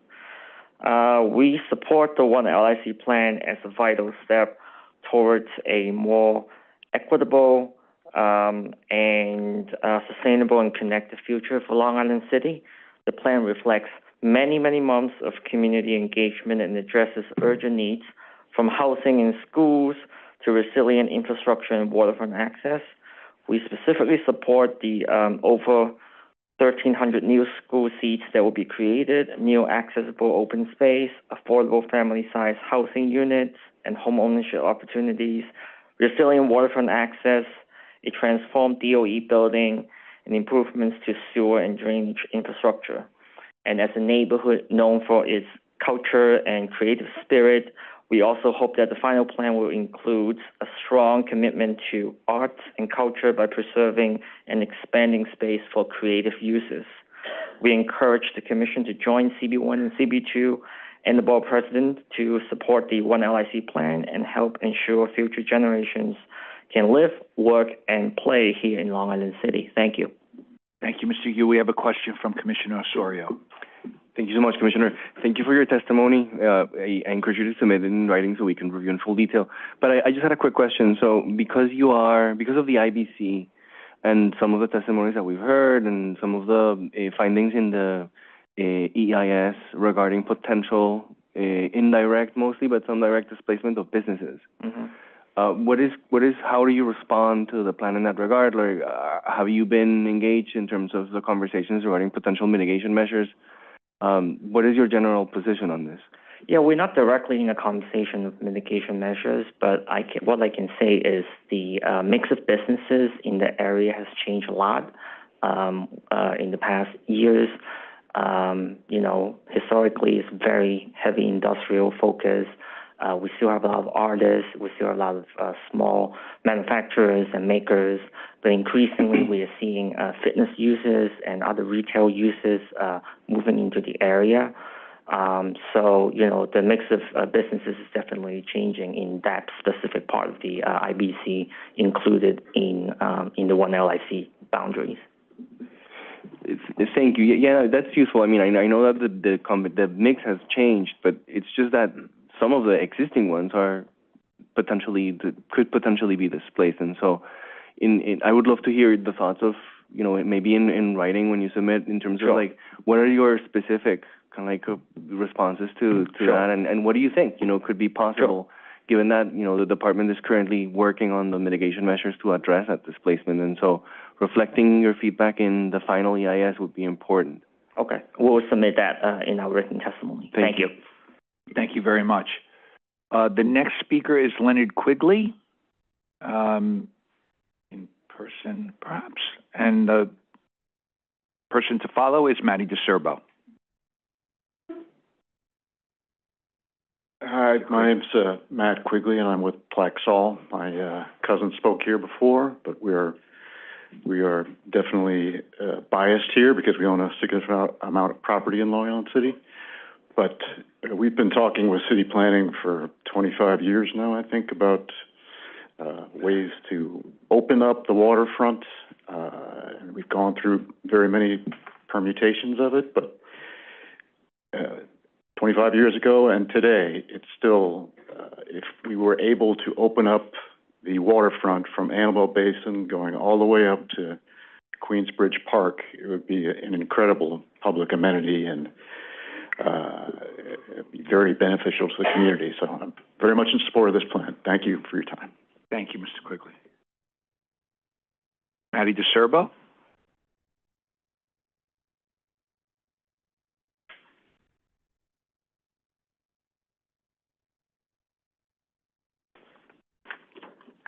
Hi, Commissioners. My name is Matty DeSerbo. I'm the Director of Urban Planning for the Real Estate Board of New York.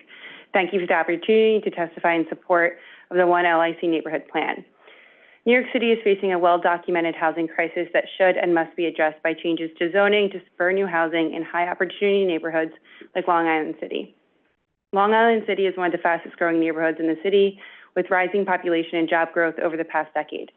As demand for housing continues to outpace supply, plans like One LIC are urgently needed to meet the current and future needs, not just of this neighborhood, but for the city overall. The One LIC Neighborhood Plan will create 14,000 new homes, including 3,500 permanently affordable units through the mapping of MIH. It incorporates new tools advanced through City of Yes, such as the Active Recreation Bonus, which will help facilitate housing development while creating publicly accessible open spaces for residents and improving the public realm. The plan also supports Long Island City's evolution as a dynamic mixed-use neighborhood and regional employment center by expanding opportunities for modern commercial and industrial development and attracting new investment that can spur job growth. Importantly, the plan includes public realm and infrastructure improvements, notably the creation of a continuous waterfront. This connection will link the shoreline to Court Square, enhancing neighborhood cohesion and improving pedestrian access. The One LIC plan is a thoughtful proposal that addresses our city's urgent housing needs while also investing in the long-term vitality of a critical growth neighborhood. This plan is consistent with rational land use planning by balancing the development framework for new housing with necessary open space improvements and community investment. REBNY commends the Department of City Planning and Councilmember Julie Wan for advancing this plan and encourages the City Planning Commission to adopt the zoning map and text amendments necessary to effectuate the plan. Thank you for considering these plans. Thank you very much, Maddie. Next up is Kyle Sharaff on Zoom, Emilia Decadin on Zoom.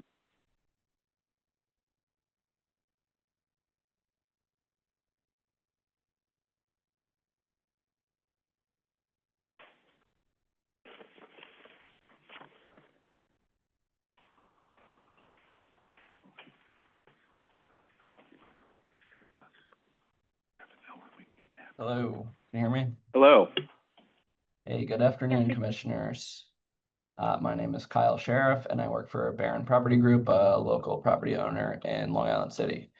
I strongly support the One LIC neighborhood plan because it's the comprehensive solution the community needs right now. The text, as written, is well thought out based on countless hours of community meetings and input from various stakeholders. It directly addresses so many of the community needs spoken about already today. I support this plan because it addresses so many interconnected needs in the neighborhood, from affordable housing and schools to open spaces and infrastructure. One LIC will create permanently affordable homes at multiple income levels with a focus on family size units, giving people of all backgrounds a chance to live in the community.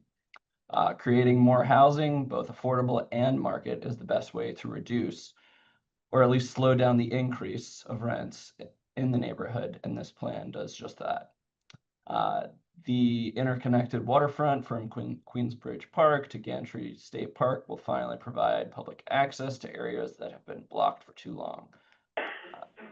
We can't afford to delay. Long Island City needs affordable housing, schools, open space, and infrastructure improvements now. I urge the Commission to approve One LIC.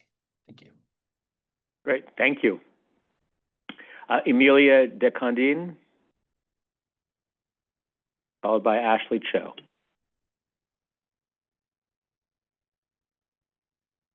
Hi there, my name is Amelia DeCaudin. I'm a resident of Hunters Point South, a longtime Queen resident, born in New York State, and I support One LIC because our city needs more housing.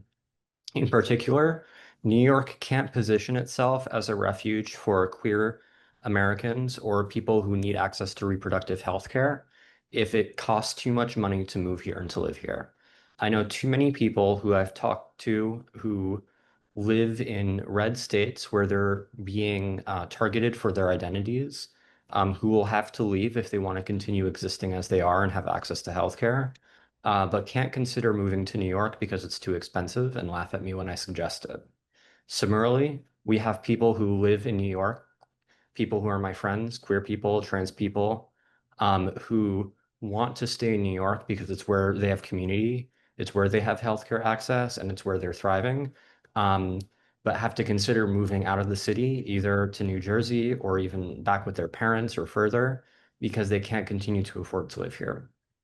That, or they're unable to start families, they have to live with many more people than they would like to, or they have to live in substandard housing because that's the only kind of housing they can afford.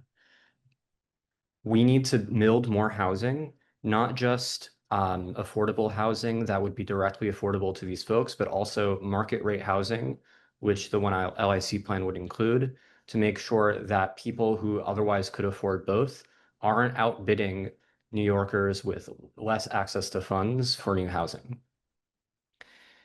We know that building new housing lowers the cost of housing generally over time, and a plan like One LIC would build enough housing that would have a noticeable impact on rents in the surrounding area, slowing rent increases and preventing further displacement of people in older housing stock further into Queens or in parts of Brooklyn. We also know that that area of LIC is not the most fun to be walking through, to bike through like I do often enough. It's full of warehouses, and while many of those warehouses, are homes to a lot of important jobs, we know from the plan proposal that that area can be so much more. I'm excited as a resident of the neighborhood to experience a fully connected waterfront park that goes from Hunters Point South and Newtown Creek up through to Queensbridge Park and beyond. I'm also excited to be able to walk and bike through that neighborhood feeling safe, and not that I'm going to get hit by a truck if I, blink the wrong way. And to see so many more New Yorkers and neighbors, become my neighbors and have access to a neighborhood that I think is pretty fantastic, because I think everyone should deserve to live here. Thank you. Time. Thank you. Ashley Cho is next up, followed by Y.C. Stegg. Ashley is not in the Zoom room. How about Y.C.? YC is not in the Zoom room. How about Daniel Chandras? Okay, while we pull up Daniel Chandras, let me make a brief public service announcement. We're getting close to the end of this hearing.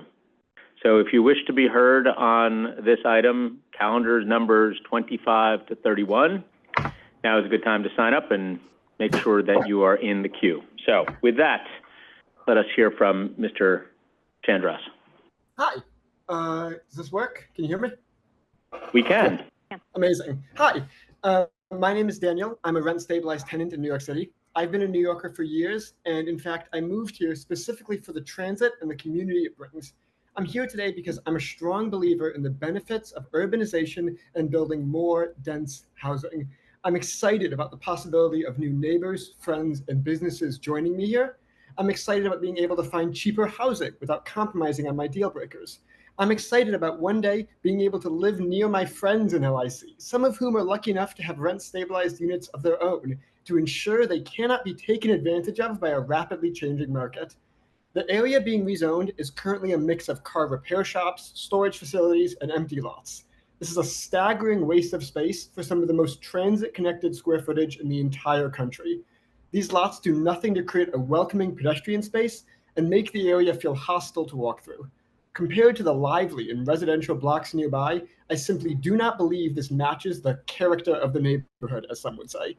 More homes of all kinds are good in and of themselves, and we should not hold the possibility of new homes hostage in order to achieve other neighborhood priorities. I love the idea of having more parks, more transit, more walkable spaces, more union jobs, more funding for nonprofits, more space for nonprofits, and I believe our city would be better if all of these things succeed. But these proposals and their costs should be able to withstand public discourse on their own merit and not tacked on like bagel toppings to a rezoning to create more housing. And to be clear, while I'm excited by the new homes that will come from this, I personally think we should be thinking even bigger. I urge members to consider improving all areas under R9 to match the possibilities enabled by such dense zoning. Long Island City is no stranger to higher density living, and going higher is perfectly in line with surrounding context. As New Yorkers, we have a unique ability to lead a car-free and carbon-light lifestyle, and I believe we have an obligation to allow as many people as possible to join us in this endeavor. Finally, I urge the council to consider the 14,000 people or more who may very well become our neighbors who aren't able to speak here today. There are Americans in every state desperate for the immigration, LGBT, and healthcare protections that New York State provides, not to mention the almost 100,000 unhoused New Yorkers in New York City alone. We owe all of them a more housed, urban, and abundant New York. Thank you. Thank you very much. The final three that I have signed up here are David Chai, Mark Natanawan, and Jasper Wu. Again, if you want to be heard today, please sign up now. David Chai. David is not in the Zoom room. How about Mark Natanawan? We do have Mark. Mark, welcome.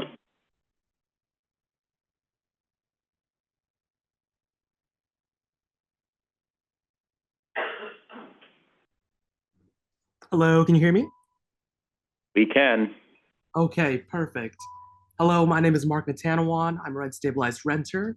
And for about the past 5 years, I've worked in various capacities with different nonprofits, building affordable housing and protecting tenants' rights here in New York City. And I am here right now because I love this city, and I want it to be an affordable and secure place to live for everyone. But of course, everyone here knows that for years we have been in a deep housing crisis, which just gets worse year after year after year. And the people of the city are fed up with inaction. They are tired of the complacency that got us into this mess.